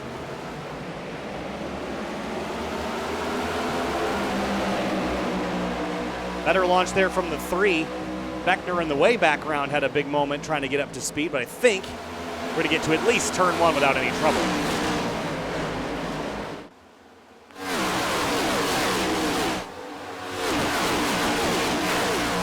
Looks like everyone makes it throughout in one piece as they race on through to turns 3 and 4. Matthew Bell now chasing down the 91 and Jake Nichols up ahead, overtook second place from Ryan Hartz. Well, someone scraped the ball back there. It looked like that was Seidenfein on the outside, but yeah, interesting battle for 4th here. Ryan and Weishart going at it. Ryan trying to get the grip. Oh, they are close to touching doors in the middle of 2. Now down the backstretch. Looks like the outside push will be all that Ryan needs, although Weishart looking to send it down in. Yeah, we have a heat cycle on these tires. We're not on fresh tires. Well, they're not that old, but you don't have to worry about getting them back up to temp or anything. They're in their zone. You can be pretty aggressive, and I think we also might be able to see a bit more differential between the cars here on this restart versus one with all fresh tires, which is going to help guys like Ryan who've got to make this upper groove work, and Weishart has to lift, and he gets loose out of turn 2. That's going to let the 99 complete that pass for now. And Wilson single file up near the top now. Ooh, a little further behind, a little bit of a poke from, who's that, 41 of Nichols, Tyler Nichols, moving to the inside of Alex Weaver in the 4 on the outside. Little bobbles from 4 as well. Going at it, toe-to-toe, Weaver and Nichols for the top 10 spot. Then right behind those 2, you got Michael Sturgill and 5 of Garrett Graham just lurking in the background. And then even in front of them, got Sturgill's teammate Gabriel Ellison, side by side with Ricky Springer. Now they'll tuck back in line, 8th and 9th. Big clean restart this time through Senesac. Trying to make that upper groove work. Gordon Martin's up there. Shane Abbey again to the outside. Will Abbey smack the fence again? Very close, 3 wide into turn 1. Ooh, whoa. Well, got close to it that time. He's been really flirting with that outside wall today. He's got really close up there, arguably a little bit too many times. Riding on board with him, good piece around the corner. Is anyone else also really surprised by Beckner in the 28? He was looking really strong early on. He's been slowly drifting back. He's kind of stuck down the mid-pack around 16th, 17th place. Hasn't quite been able to get out back there. I think it's a track position thing mostly, Hunter, right? I still think it stems from the Brandon Bowie 2-tire incident as Matthew Bell looks to the outside for the lead from Jake Nichols. But yeah, him and Jordan Martin, they've kind of been back around 16th, 17th, 18th, right around there, just trying to muster up speed to get back inside the top 10. Very critical. It's starting to seem like with track position, and the 9 trying to take the top track position on the track. Matthew Bell, side by side with Jake Nichols, leads that lap. Be a tough sell to lead this whole run over the 91, but he is pulling even, and he might even clear him through 1 and 2 here. Not quite, though. Nichols throttles up mid-corner, and that's just an incredible exit for being on the bottom of the racetrack, Finney. Yeah, I was going to say, Bell, this is a really solid performance for him. He has not had a single top 5 finish this entire season, and his best finish was actually last week at Bristol in 7th place, so he's doing very well, all things considered. And actually last week was also the first time he led all season long as he gets fairly close to the 91 off into turn 1. Almost made contact there. Don't think he'll Well, it looks like Nichols might be able to clear the 9. Nope, still some room on the outside. It'll be just interesting to see what the 3 of Hearts does. You're right on board with him if he gives the momentum push on the outside to Bell or on the bottom to Jake Nichols, because they are really close to his bumper. That is Weishart and Ryan. It'll be interesting to see if they come across the quad oval. I'm actually surprised that the 9 is actually having a better 3 and 4 on the high side. I've always traditionally found it harder to make speed on the high side in 3 and 4 versus 1 and 2. But Bell is actually better on the other end of the racetrack in 3 and 4. But 1 and 2, Nichols gets a really solid run mid-corner on the bottom. But it looks like there are a couple drivers are ganging up on that outside lane, so maybe there's some speed there. We knew it would be brewing at some point tonight. Is this the time when that line is starting to come into its own? So I heard the 9. He got on the gas a little bit, and then he had to get back off, then get back on. I think lost quite a bit of momentum in 3 and 4. 91 and 9 side by side at the line. They were separated by 0.02 of a second across the line. Oh, here comes a massive run. That's going to clear that battle. Jake Nichols holds on to the lead. Hearts and Weishart looking to do-si-do around the 9 of Bell. Still going to try that outside line, but for the moment, Nichols continues to hold on to that top spot. Creeping into the picture at the back of this shot, 2 drivers actually. Dom DeLeo, who didn't have a very good qualifying effort, and Ricky Springer, who started 30th tonight, is up inside the top 10. Both these drivers creeping up into the shot. Remember where else they did this? Atlanta. We'll see how much further they can creep into the shot if they can get all the way near the front. Also, Chris Rabel, too, has been having a decent run, slowly moving his way up the order, plus 17 for the 29 car. I'll say Dom DeLeo and Shane Abbey were going at it a handful of laps or so ago, going into the turn 1. But yeah, 22 is starting to work his way through, and they are still going at it for third. Matthew Bell trying to limit the damage, continue to get strong momentum push on the outside. Chris Rabel, though, going to shut the door on DeLeo. Tommy Ryan, whoa, close to making contact there with DeLeo. Ricky Springer just trying to run laps, I guess. Almost a wreck in the background behind them. Alex Weaver had to check up hard, almost got into Gabriel Ellison. So some guys are really starting to get tight now. Is Jake Nichols like flattening the tires of every driver that gets close to him? We saw this with the 23, we saw this with the 9. Every time they get close, like he just pulls an airsoft gun out and shoots the tires flat because they just drop like a rock after they go up there and battle at 91. They are just not managing tires in the way that, oh, the 28's in the fence. Hello. Trying to make some Nice. speed, but Did he clip it? I heard it hit the fence. I heard it straight. I was going to say, I'd be genuinely shocked. Oh, crash! The 5 hard in the wall in turn 3. The 41 drops to the inside. Caution is out, and Garrett Grant's night. Oh, might and be Mark over. Patterson was off. That car is broken. This car took a pretty hard lick. How it started here. Well, this was we almost saw it there, the 4 and the 5. And it looks like, oh no. 4 just comes down on Grant heading into the corner. And then looks like, yep, they Douglas still Newbegin. clipped into.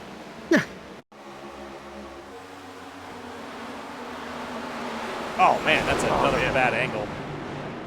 They've been wrecking hard tonight. They have not been going easy. And then there's that stack up there with Newbigging and the 51 of Patterson. And even the 09 of Senesac had to slam into the outside wall to avoid the 5. Watch this. Oh, yeah, I had to just take a right and pack the fence. And then the 41, you saw kind of get involved in this. Was involved in it pretty heavily, actually. Find him on the timing screen. Scattering around. It's always tough when they come to pit lane. Yeah,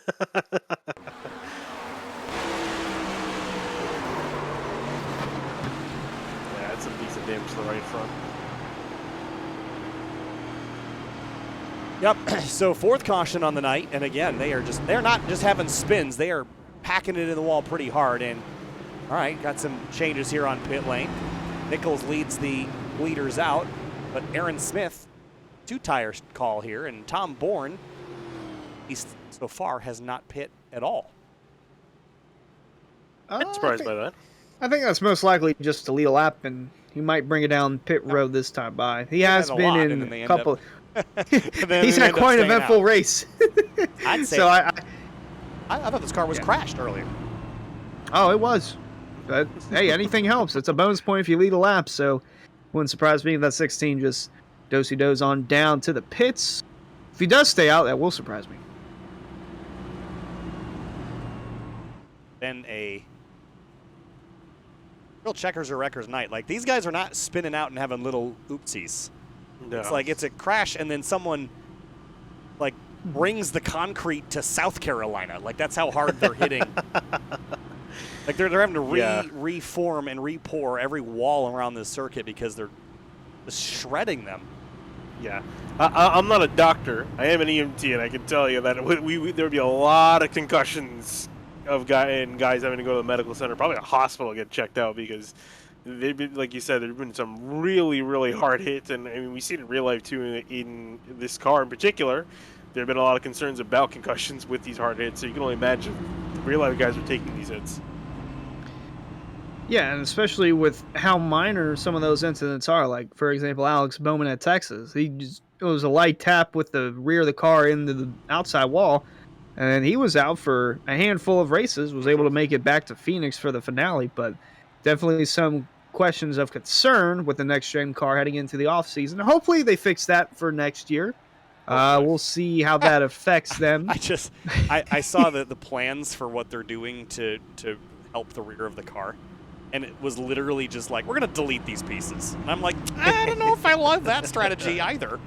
But, like what? I mean, I'm an engineer. Like, I went to college, right? Are you? I'm like, Are you an engineer? You know what I mean? But, like, I don't get paid to do it. I'm not designing race cars for a living. But if your design change is just, like, delete pieces, I feel like somewhere the strategy got lost. You know what I mean? Like, Oh yeah. like imagine like if any other product, they're just like, yeah, you just delete parts. Like you're like let's say Toyota, Chevy, or Ford comes out with a new Fusion, Camry, or Camaro, and you know, like something's not working, and like the engine's not running right, and they just open the hood at the shop and just pull out parts, slap it back together. We're all good. Yeah. Less stuff to break. I guess in theory, right? Like remove. I think what they're trying to do with removing the pieces, they want the rear of the car to give. Oh, sure. Like, 100%. I mean, yeah. of course. But I mean, what were those pieces? I mean, they put them in there for a reason. You know, like I think it makes it stiff with the impact, kind of like what we right. But going also, back to Alex Bowman. It also controls the way that when the rear end does deform, it also those pieces would help the rear end deform in a particular way.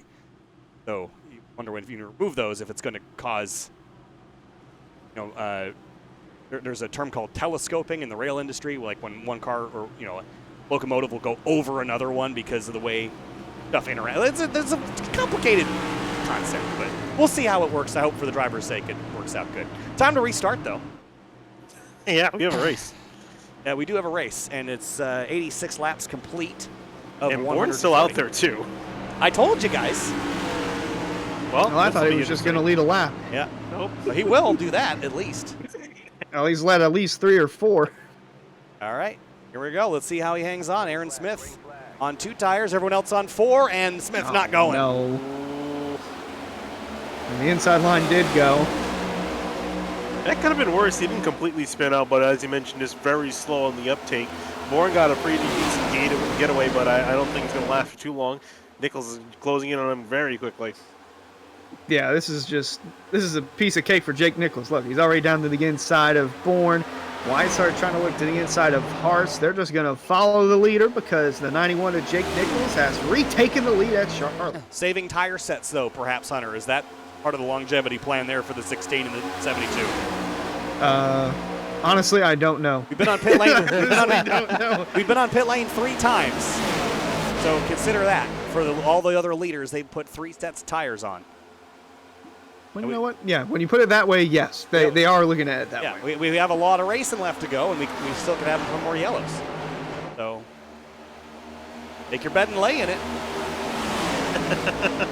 Well, he's definitely going to have to. We'll see. He was running 19th before this last set of caution pit stops occurred.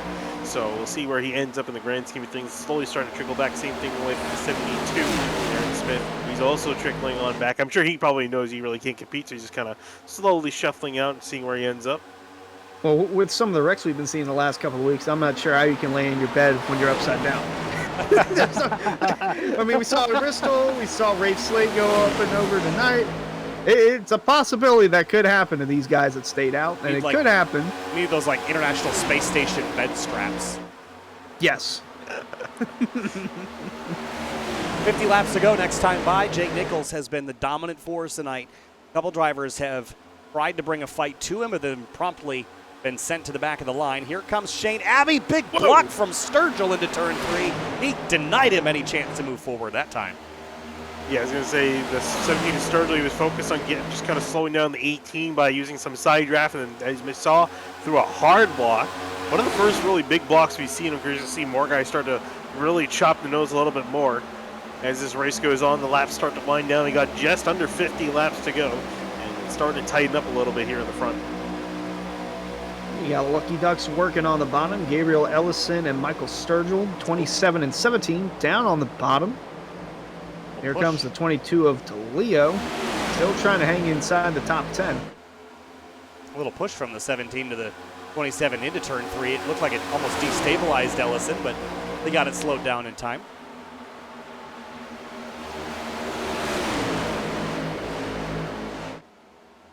Ooh, big push from Rabel out of turn 2. And the 9 of Matt Bell is going to drop to the inside to try to retake that spot. Mustangs going nose to nose. And we'll see here, Bell is facing that dirty air. Rabel a little bit cleaner on the outside. We've been seeing slowly that top lane come more and more into its own as this race has been going on. But as it come back on the straightaway, the 9 does a huge run to that inside. Ryan atop Ricky Springer in the 18, holding his own up to 6th. Massive run to the bumper. The 9 going to go to the outside. Looking for 5th as the 33 of Wysart playing defense from Chris Rabel. Opportunistic move there from Ricky Springer. I really like the moves this 18 is making. Does he have the intermediate thing down? Think back to Atlanta, guys. He didn't get there by accident. I mean, he seems to be doing, I was looking at his racing history this season so far. He's done really good at the super speedways, like Daytona and pretty much Atlanta now, and also the road courses, but everyone else has been pretty mediocre finishes. So he's been doing, like tracks like Atlanta, he has been doing pretty well, which makes sense why he's doing pretty good here. All over the bumper of Weiser there, trying to get him going. Meanwhile, behind him, they're still battling for 5th. Bell on the outside and Rabel on the inside, and they've got 2 drivers going at it behind him as well. DeLeo and Sturgill, 17 and 22. And then there's the 27 of Gabriel Ellison just riding along, waiting to see if anything happens to any of those battles in front. Look in the background. I see an orange and white car. Travis Beckner back up to 12th. And Vinny, you asked a little while ago why he was back so deep. I really think it was just track position. Hasn't really had time to make up a lot of ground. This is his chance. You're running out of laps. You got to move at some point. He's got a top 10 position right ahead of him in the form of that number 11, and he's close to getting back up on the rails after starting at 9th. I was going to say he has been making some progress now after this recent caution. Now to see if he's can kind of finish the deal and break inside the top 10 at least. You see just ahead, he's got Shane Abbey and Jordan Martin to deal with. Wow, Jordan Martin threw a block on Abbey into turn 3. Yeah, Jordan's been pretty aggressive this race, and most of that was due to frustration, but now he's back inside the top 10, and he's looking to stay inside that top 10 no matter what it takes. And even if that means throwing an aggressive block to Shane Abbey, and Beckner looking to the outside of Abbey and maybe to the outside of Martin here, how strong of a run he's got. Got a good run. Thought Dom DeLeo just scraped the wall entering turn 1. Here's Beckner using that upper groove. A couple drivers use it successfully. Look at the run he's building now to the middle of the racetrack. Oh, the 11 slips. Oh, no. Ooh, that was really tight. The 99 is going to jam it up there now. They're 3 wide, the 12 on the bottom. That was kind of amazing that they didn't wreck right there. That was so close to something happening there. The 11, a little bit of a slip up. Amazing. Also, the 20 didn't hit the wall off of turn 4 harder than he did. He tapped it a little bit, but wasn't a hard lick. He's going to continue on. That was almost a recipe for disaster. I mean, just got done talking about how the 2 of Beckner and Jordan Martin, they were both in the top 10, then got shuffled back to 20th. Now they're both back in the top 10, and it almost turned bad there for both of them. We've got a whole cookbook of recipes for disaster tonight. We've seen them. We've already, Yeah. I was gonna say we've already had some completed dishes of disaster tonight as We well. definitely have had that. And they all are sour. My mouth. Here's the 17. Wow, look at the run he's going to take to the inside of Springer. Almost going to door him out of the way. Springer going to keep that 17 to that inside and make sure he doesn't get a good enough run off the corner. Here they go, Gabriel Ellison in behind, trying to think if he wants to make a 3 wide or not. The Lucky Ducks quacking beneath the 18 of Springer. It's going to allow Ellison, or actually Sturgill to get by. Ellison going to put the 18 in a Lucky Duck sandwich. Jonathan Cogswell, hi. There he is, 18. I don't know why I just thought about saying hi, but we haven't talked about him Well, he because he was- started he laps was down, high. basically. He is running high on the track. Yeah. Started 33rd, was laps down before the race even really started. Because that incident ended up being about 2 laps down. Got laps back, and here he is inside the top 20 as we go back up to this mess behind Rabel for 5th. That's a shame. I'm sure he's going to be happy to be in the fight. Speaking of which, here's the fight up ahead. Ooh, some dooring between the 17 and the 22. On the back straightaway off into turn 3 they go. Michael Sturgill trying to see if he can beat DeLeo. DeLeo cleaner air in that run on the top side. He should have the advantage here. We'll see, though, because they've been fighting it hard here as we come to under 40 laps to go. Under 40 to go indeed. The intensity level is only going to increase from here. And that includes the 28 of Travis Beckner. We already documented how he's made the climb inside the top 10. But for how much longer, that's Sonnenfein down to the inside. He almost lost. They kept it straight. 17 turning the 22 at turn 3. He saves it. What a save from Dominic DeLeo. I can't believe that he saved that car with how sideways he was. Oh, we're and not they done still yet. try to keep going. Oh, man. Oh, my goodness. We need to look at a replay of that. What a save.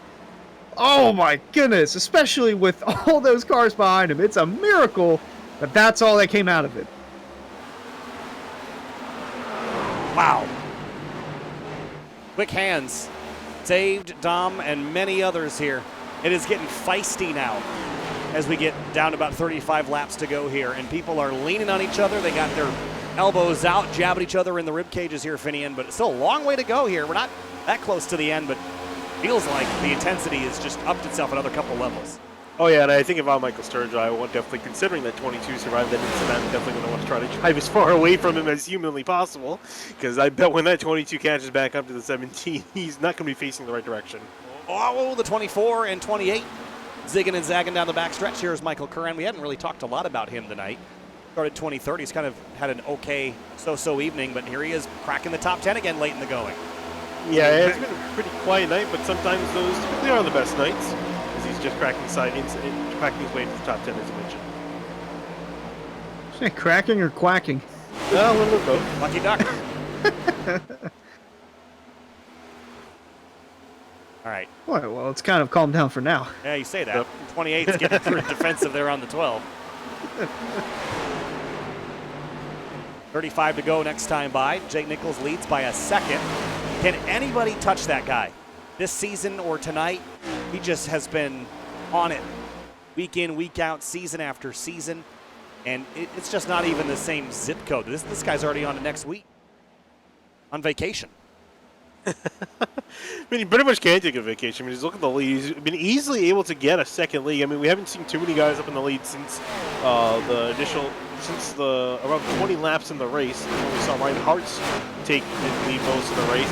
He wasn't able to break away from anyone. And as we go back, see the 18 and the 20 dooring each other in 3 and 4. A lot of guys getting angry with each other. A lot of contact here in the second half. Beckner is one of those who's not afraid to make a little bit of contact with, and he's underneath the 18 of Ricky Springer. Battle for the 9th position going on. Shane Abbey licking his chops, going to go to the outside, trying to get a run there, but Beckner's still holding his own. He's going to tuck in line. He's going to have Abbey behind him, and Jordan Barton going into turn 3 and 4. Oh, car loose ahead of them. I think it might have been the 24. It was kind of sideways on the apron, but now Abbey door-to-door with Springer, who is going the wrong direction now, maybe used up tires a bit too much. and Jordan Martin. How about Brandon Bowie creeping into the picture and more? Tyler Nichols and Dom DeLeo is coming back for more. Yeah, what a guy back for Brandon Bowie. I mean, he was only, like I mentioned, he was only back around 32nd, 34th after that two-tire call completely dropped through the order. And I felt he had a decent amount of pace, but he's really starting to flex his muscles now. I'm kind of wondering now why he even made the two-tire call in the first place, because if he just coming for 4, he might have been up near the top of the order a lot sooner. Still a head scratcher, but nonetheless, Bowie's making a steep recovery up towards the front. That 10th spot being held by the 18 of Springer. Now he's got Jordan Martin with an outside run over the 12 of Abbey. Going to get a little bump from the 99 of Ryan, and Bowie just going to tag along the 11 of Jordan Martin. Yeah, Tommy was smart there not to just slam draft the 12. Was very ginger with the bump application. I'm not sure it did much of anything for them, though. And the 22 is back in this mix. He's got more cars to catch before he gets back to the 17. He was up to 8th, but he has not lost speed after that big moment he had at turn 3 a couple laps ago. Yeah, I'm sure that Serge was hoping that that 22 doesn't catch back up to him anytime soon. 12 a little bit loose off of turn 2 and 3 wide down the back straightaway for just a second. Back out double file. Big slide and save for the 12 of Shane Abbey, trying to hold on to everything he's got there. A little further up front, got a battle for second heating up. 33 of Weishart and the 3 of Hearts. Looks like they're going to catch some lap traffic. I believe, is that? That is Slate. the 8 of Rafe Slate. What are you doing here? You were you were about to tip over. Well, he's been released out of the Charlotte area hospital and put right back in the race car, I guess. Want to be the doctor that made that decision? Never stop grinding. Can't stop, won't 31 stop. laps down as well, so it was a Oh, man. probably could have been 21, but traffic in the city is probably a mess. Oh, that was sketchy in front of Rabel there. Well, that was almost a mess right in front of him. Yeah, I was going to say, he might have been able to come out of the hospital. That car probably got so much, it's really off the pace. They He's got doing that- 140 in the corners. Got the thing cobbled together with zip ties and duct tape. And the hopes and dreams of... Oh, man! Look at DeLeo into turn 3. Took a just chunk of space away from the 12. Underneath him, he will go into turn 3. Abbey loose out of turn 4. We've got other battles brewing back here. This 10th through 20th has been extraordinarily spicy the last few laps. Yeah, I was going to say, I think he's driving a little bit more angrily because you can see Sturge's a little up ahead. Sturge's actually been losing a little bit of time, slowly drifting on back, so I'm sure that 22 is seeing red, and as his target, trying to acquire the target here in just a little bit. Although he's going to lose a lot of momentum off of 2. Here comes side 5 at 45. He's seeking missile in that 22 right now. Oh, whoa, whoa, he is sliding up nearly into the 45 of sign fine. He got tight there. That was not the 4, the 12. Oh, that was the 4. Yes. 12 was in front. Yep, they're both kind of off-white and blue. Well, both drivers have had run-ins with the 22 of DeLeo throughout this race, and I don't think the 4 has forgotten about what transpired over there in turn 1. A lot of Ford on Ford lately. Okay, 17's a Chevy. You get the idea.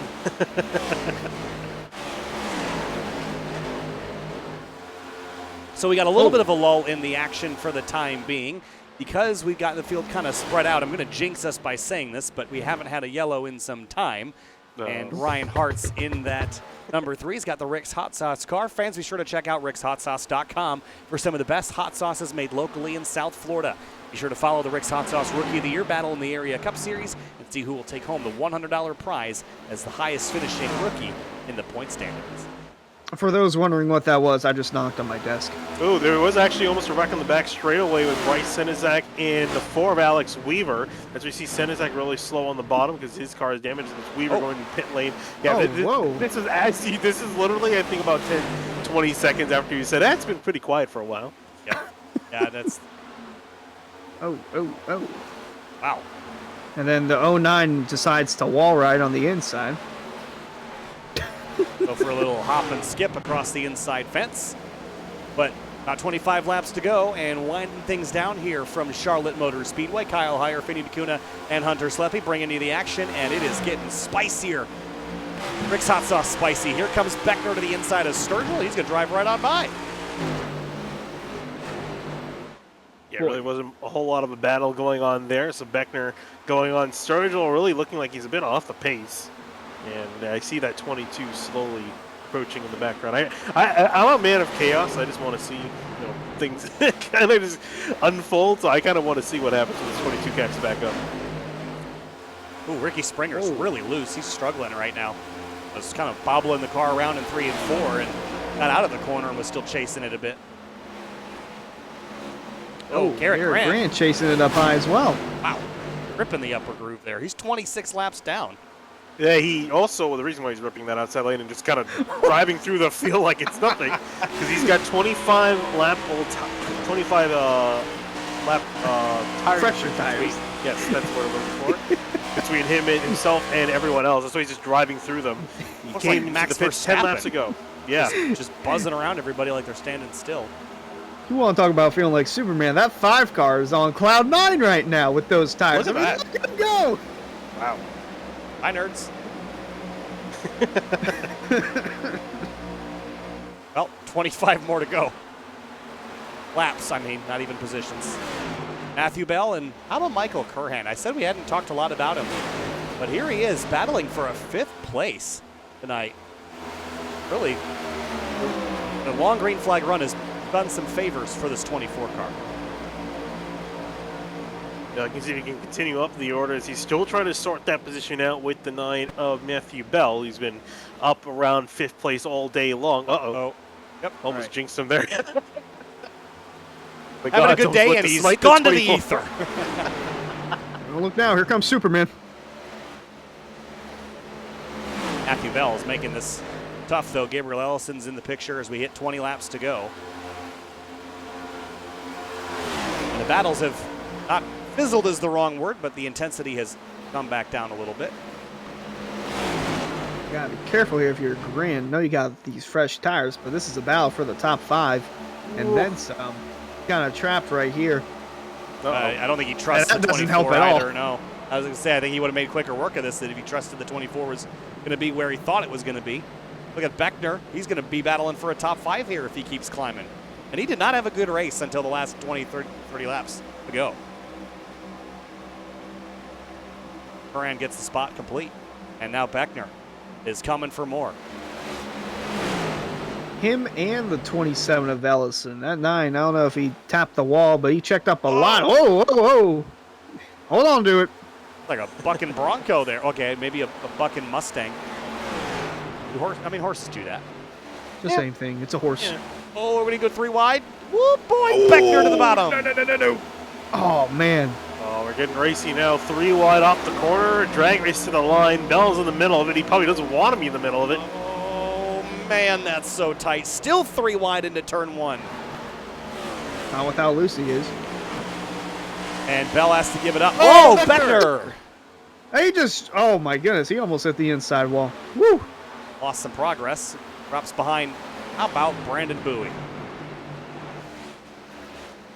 Yeah, this has been a really good drive for this 23. He's been hustling to get himself back up the order. Oh, whoa, Bell loose off the corner. Might have another victim here.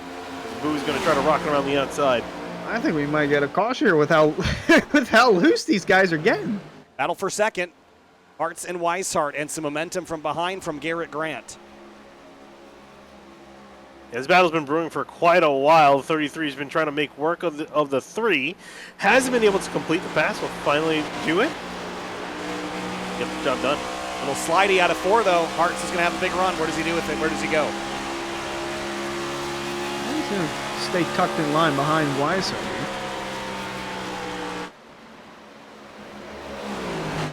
Back to Beckner, Bell, and Sturgill.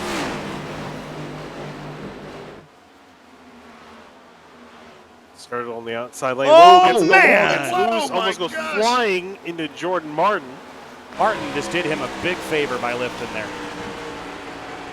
We've gotten off the close of disaster and the same touching each other. That's Oh, Beckner boy. and Bell. Elbows are coming out. They're jabbing each other. And those two have been loose the last handful of laps. they're- This is gonna look. Yeah, I was going to say, they're yelling at each other a little bit in racetrack. So That means that'll end really super good. They're definitely going to think up their differences and solve them right now, I think, in the next 14 laps. They're going to be best buds by the end I of this just have race. a bad feeling about this. I don't think Jordan's in a good spot. Beckner's going to push up here a little bit. Oh, keeps it pretty tight and tidy. Weishart and Hart still battle for second. Ahead of them, Weishart's got it, though.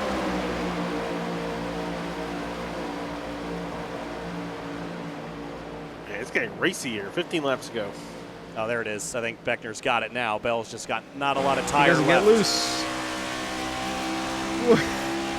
These guys are so on edge, man. I'm on the edge of my seat. Emotionally or in the race car? Because I see both. Everywhere. Oh, and you know, one battle that's starting to get closer. Sturgill is dropping down the order. So I imagine still angry, Don Yeah. DeLeo. And, well, vice versa. But, yeah, I mean, we are playing with fire right now. We totally could have a late race yellow and really mix things up. Oh, man, look at DeLeo. Oh, he's hunting. Uh-oh. He is Uh-oh. hunting. Oh, he's smelling. That Smelling ET prey. missile.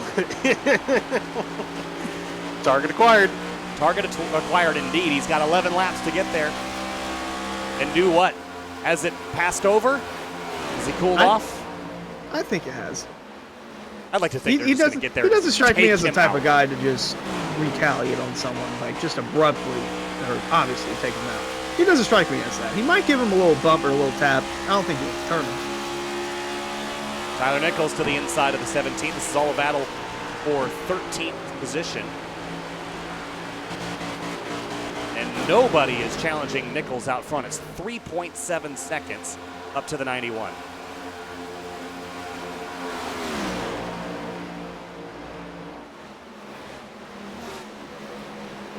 And Ricky Springer and Ryan doing battle side by side for both of them. Close quarters off of turn 2. Almost another touch there.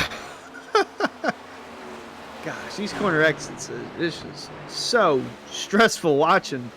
And here we go. Battle for the 5th spot. Gabriel Ellison, Chris Rabel, and look who it is. Well, no, that's a lap car. But behind him, Brandon Bowie. 10 laps to go.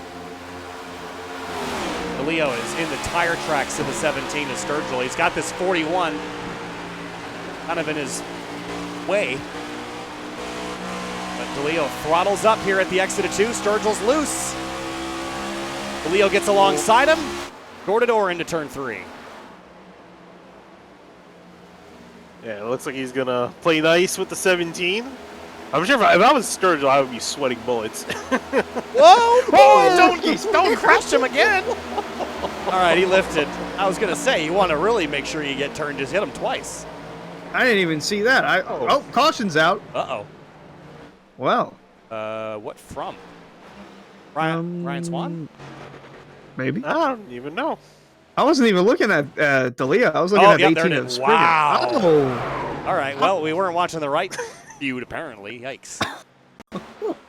Seth Noel and the 19 of Ryan Swan. These guys, Noel's 2 laps down. Swan is 27 laps down.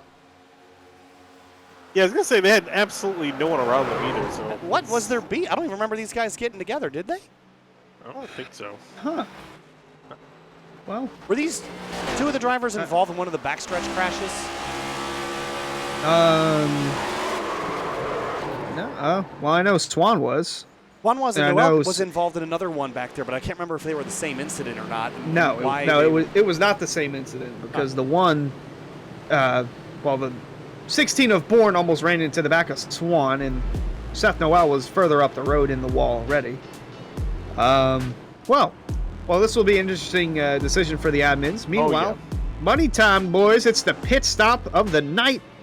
See if anyone tires? stays out. 2 tires. Anyone? No. You got to take 4 here. It's not if green white checkered, I'd take 2, but we're gonna have a 5 or 6 lap run. But, You know- but earlier in the race, you said if Okay. it was 2 or a 5 lap run. Yeah, I retract my statement. Look, You know, if you're not there's going to beat Jake anyone- Nichols on 2 tires. You're also not going to pass him on 4. So I guess there's. I was gonna say, you might as well throw something at the wall, right? I'll say if there's anyone that is likely to take 2 tires, I would say it's the 27 of Ellison. 24 is out pretty quick. He's trying it. I'll say either him or Curran. Yep, Curran's It's going going to to do work it. out for Curran. Yeah, he did it. So the 24, two-tire Only one, call. I think, to do it. And Oh wow, Greg Mitchell. Weissart just got out in front of no, Hart's got out in front of him. yeah, Oh, Hart's. man. So it's Curran, Nichols, Hart's, Weishart, Ellison, and the rest is pretty straightforward. Mitchell did take 2, but only got up to 7th place. Otherwise, everyone else took 4 tires. All right, well, here's what I'm grateful for is we got another caution because I had one more ad read to do. Let's get it out of the way.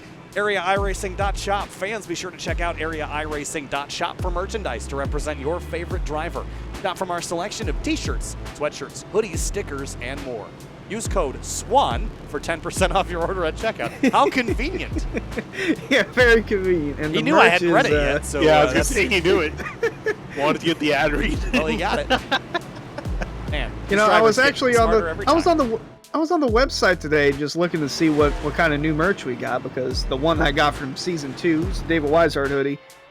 Pretty comfortable. I got recognized in it in a Target today, so shout out to the grandma that saw the sweatshirt and liked it.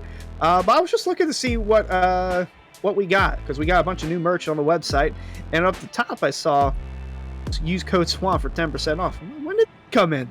And I saw that they just added the most recent item is Ryan Swan merch, and you gotta check the website out. That's all I'm gonna say. You gotta check the website out. It's pretty interesting merch. Where would you do that? You do that at AreaIRacing.shop. Indeed. That was really incredible timing because I would not have read that early in the race when Swan had his first incident because it's number 5, so I have to wait to the end. So happened. Line up. Let's just say that the merch on the website for Ryan Swan is something that probably the one of Seth Noel would like or is probably feeling right now. Bet you Seth Noel's gonna buy some Ryan Swan merch, set it on fire. A demon ritual, witchcraft. All right, we're gonna restart with maybe 4 laps to go, maybe 3, depending on if this is 2 or 1. It should be 1 this time through, so that would start us with 4 laps to go. That means any caution is going to be our one and only attempt at the green-white checkered. I suspect it's going to happen right on this restart here. Look, the restarts have been really hard tonight. I just don't think that under this kind of pressure you can modulate the throttle well enough without spinning. I just went and checked the website out to see that merch. Yeah, I can confirm what Hunter said. Yeah, it is very fitting. I'm going to go look at this Very because indeed. is this something I should put on the stream here? No. Well, his car's in front of it, so you would get the idea.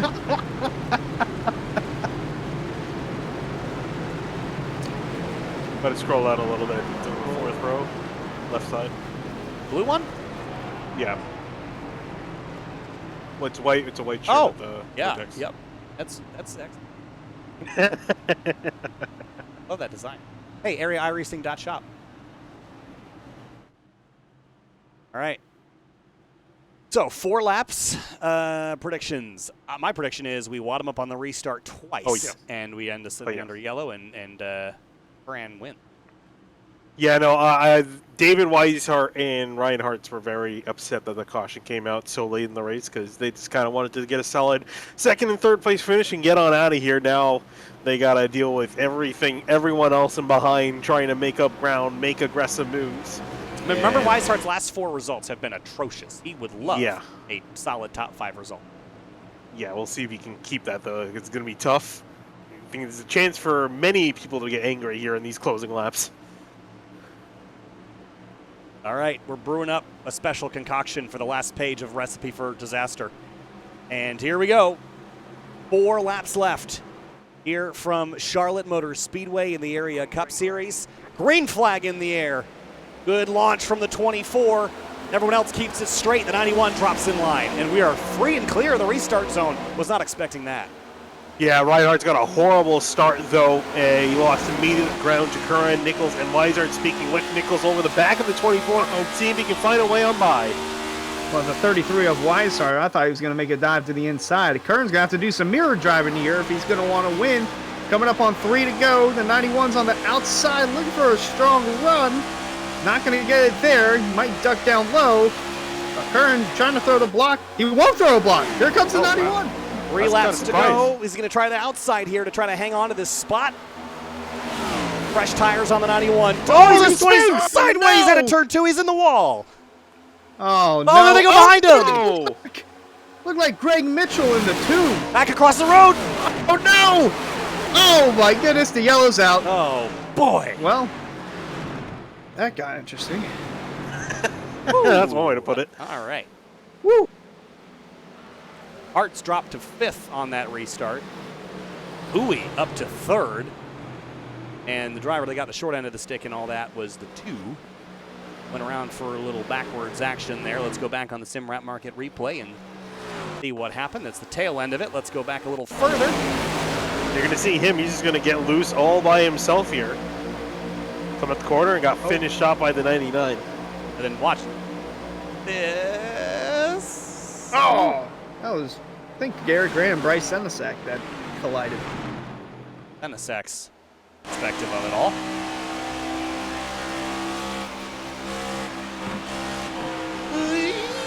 Boy. Oh, Oh, man. He almost great rode the drive. inside wall twice. Yeah, that was a. Excuse me. Pretty good save there. and how about also, we talk about the 23 of Brandon Bowie. He's up there in 3rd. Yeah, I mean, what a legend being up here in 3rd. This is going to be a great spot for him. David Weishart, poor David Weishart. Outside again, this time 1 row closer to the front. Yeah, I don't think he's going to want to particularly be in this particular place because he's got to make sure he tries to get a decent start with the 91, but has to be careful not to use the throttle. We see in older tires, even just by a little bit, or even the new tires too, that second place spot, it's hard because you try to gas the throttle up, get yourself a little bit loose, and he could end up going around for a spin. That's the last thing he needs. So we're going to have 2 laps to go. This is our one and only attempt at a green-white checkered result, which not familiar with that process. Green flag lap, get a caution on that lap, race is over.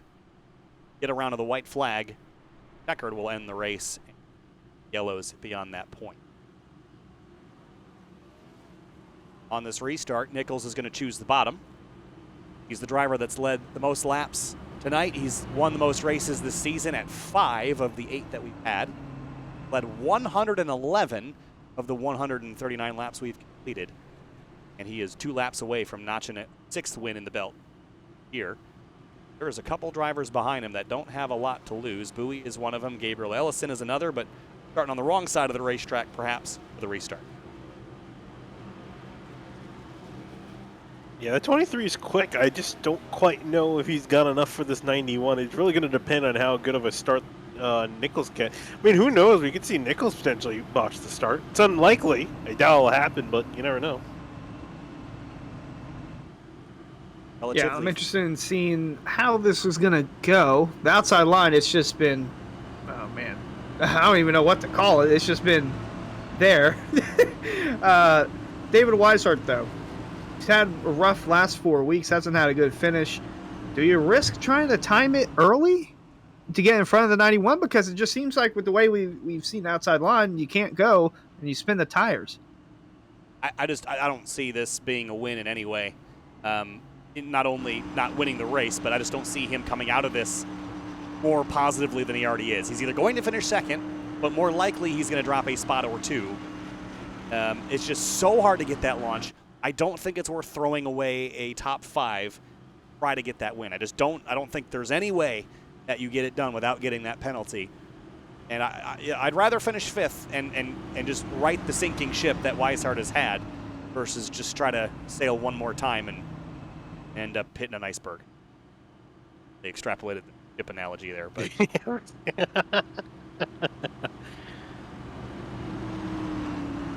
so we're going to extend one more lap, and time by should be our 1 to green here. And track conditions have changed a little bit since the start of the night.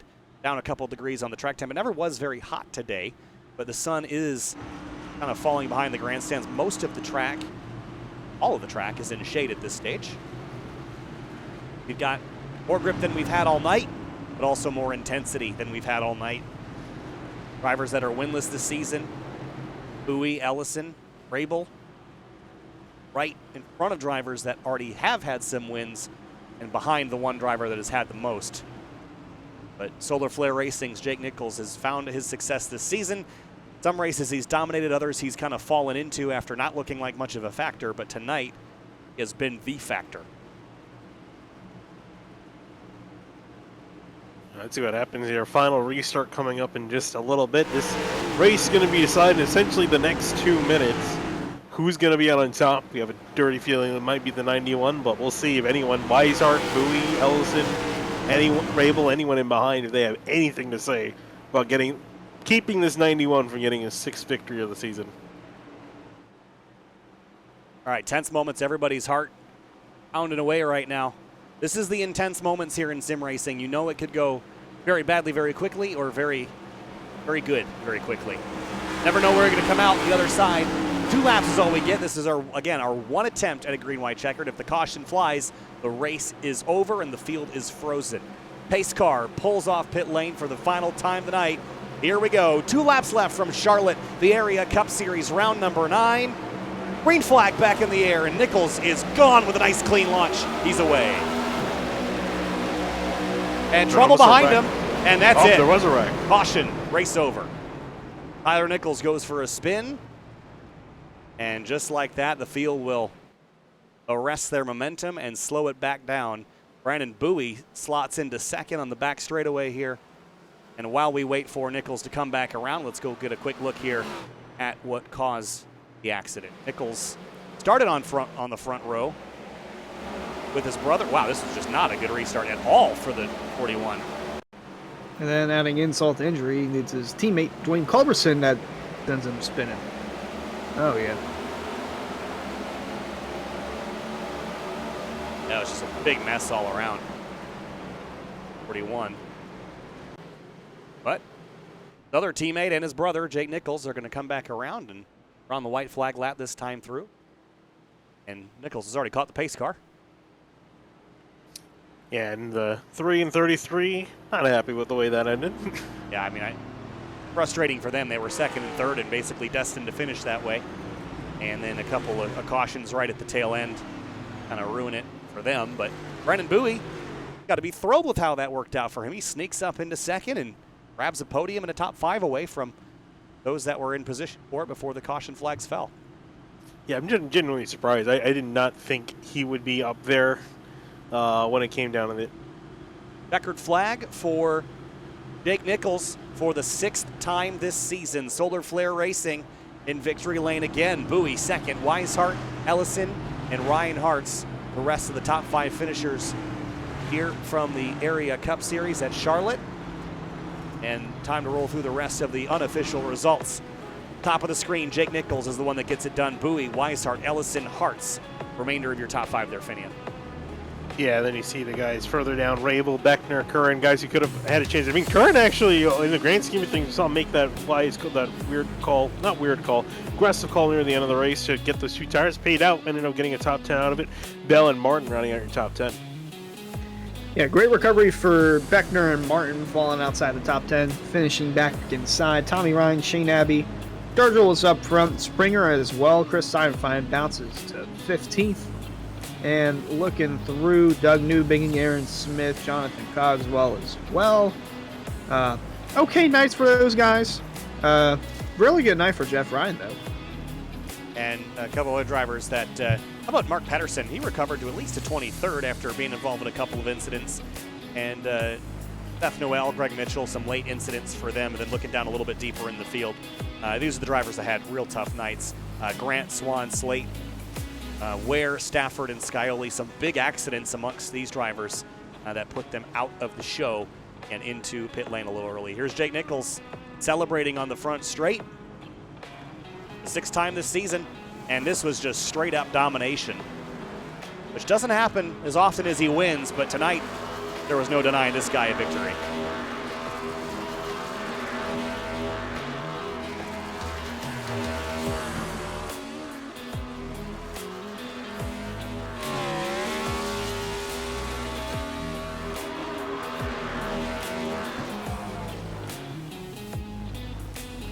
All right, we got our 3rd and 2nd place drivers waiting in the wings here. We're going to talk first with David Weishart, who finally ends a streak of some poor race results, grabs a third place away. But David, not super thrilled with how the tail end of the race finished. You were in a position to grab a little bit better of a spot there at the end. It didn't quite work out. Take us through your night and the battle you had there with Ryan at the end that didn't quite pan out the way you wanted.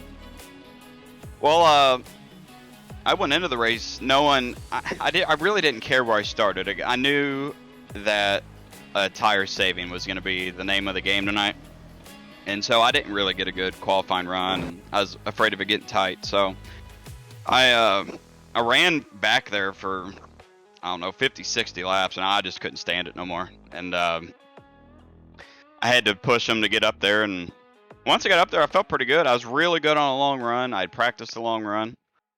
I felt like I had just as much speed as Jake on the long runs. I just couldn't get around. It was so hard to pass. So hard to pass.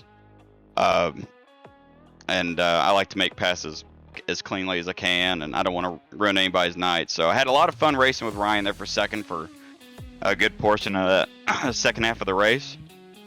I got around him, and like I said, I was keeping up pace with Jake there pretty good. I just needed I didn't want a caution, but I needed one, and it was just a catch-22 there. And then at the end of these races, it's same song and dance every week. You can't get a green flag run to end it, and I hate restarting second, and that's what happened to me on that last restart. 23 got around me, so credit to him for getting a good restart there. And like you said, it ended a streak of bad races for me. I've had a couple bad races where I've caused some incidents, been a part of some incidents, and glad to come home with a third with a clean car.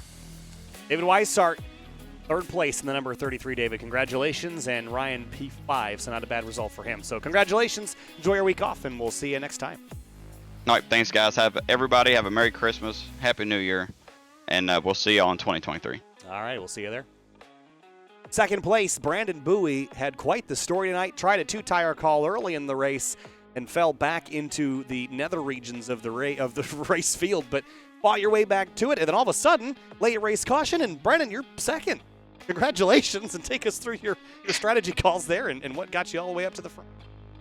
Thanks. I appreciate that. I'm gonna, say that, everything was planned out, but, not really.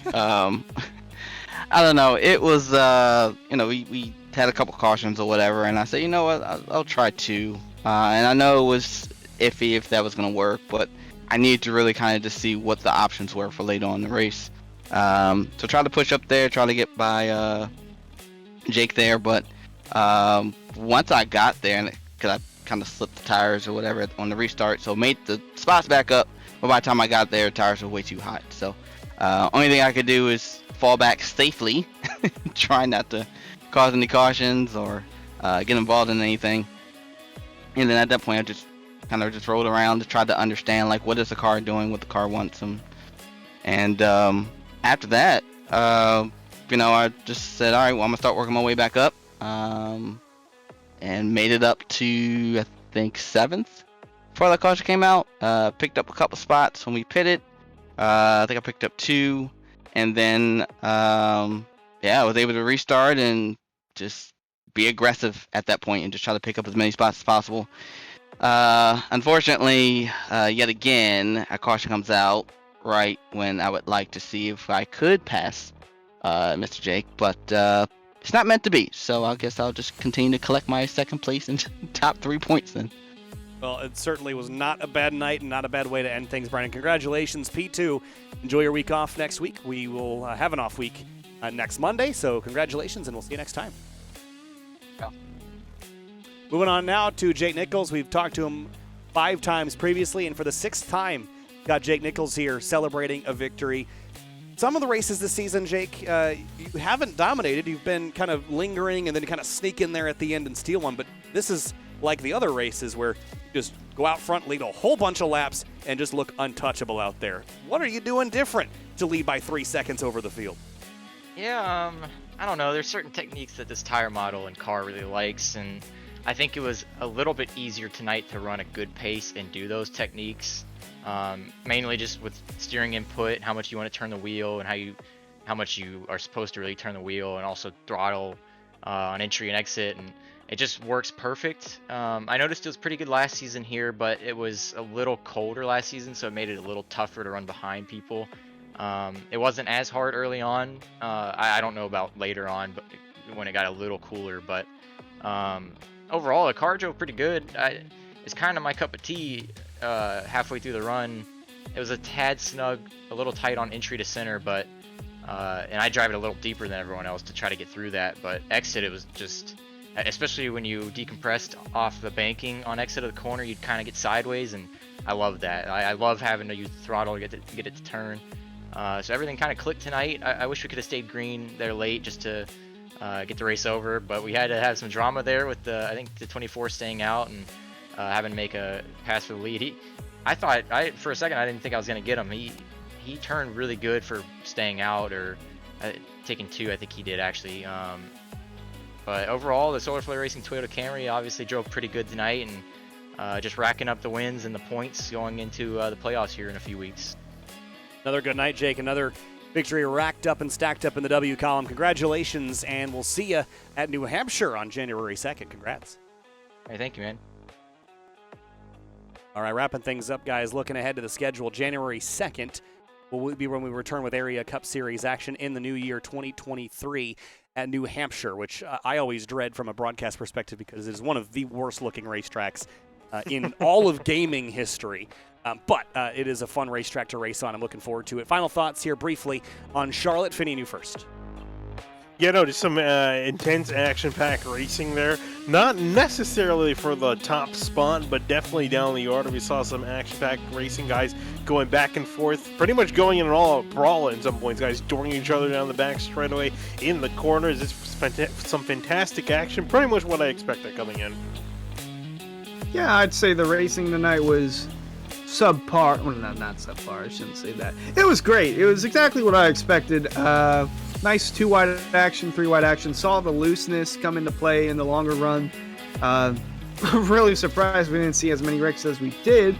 The way some drivers handling faded away. But overall, great race from Charlotte, and can't wait for New Hampshire. Got to go all the way back to the late models series, the Rick's Hot Sauce late models series. New Hampshire was a wild one with a lot of controversy and a hard crash as well. Well, plenty of hard crashes, but New Hampshire's been good in the past, and I'm excited to go back next year. You can say that. Next year. Yeah, we got 2 more races this week. 3, actually, including the charity race on Friday night, but more Charlotte coming up tomorrow and Thursday. And then for the Cup Series, we'll see you in 2023. We were cooking up recipes for disaster. We'll trade the mixing bowl for a cauldron and head to the Magic Mile in January. We'll see you there.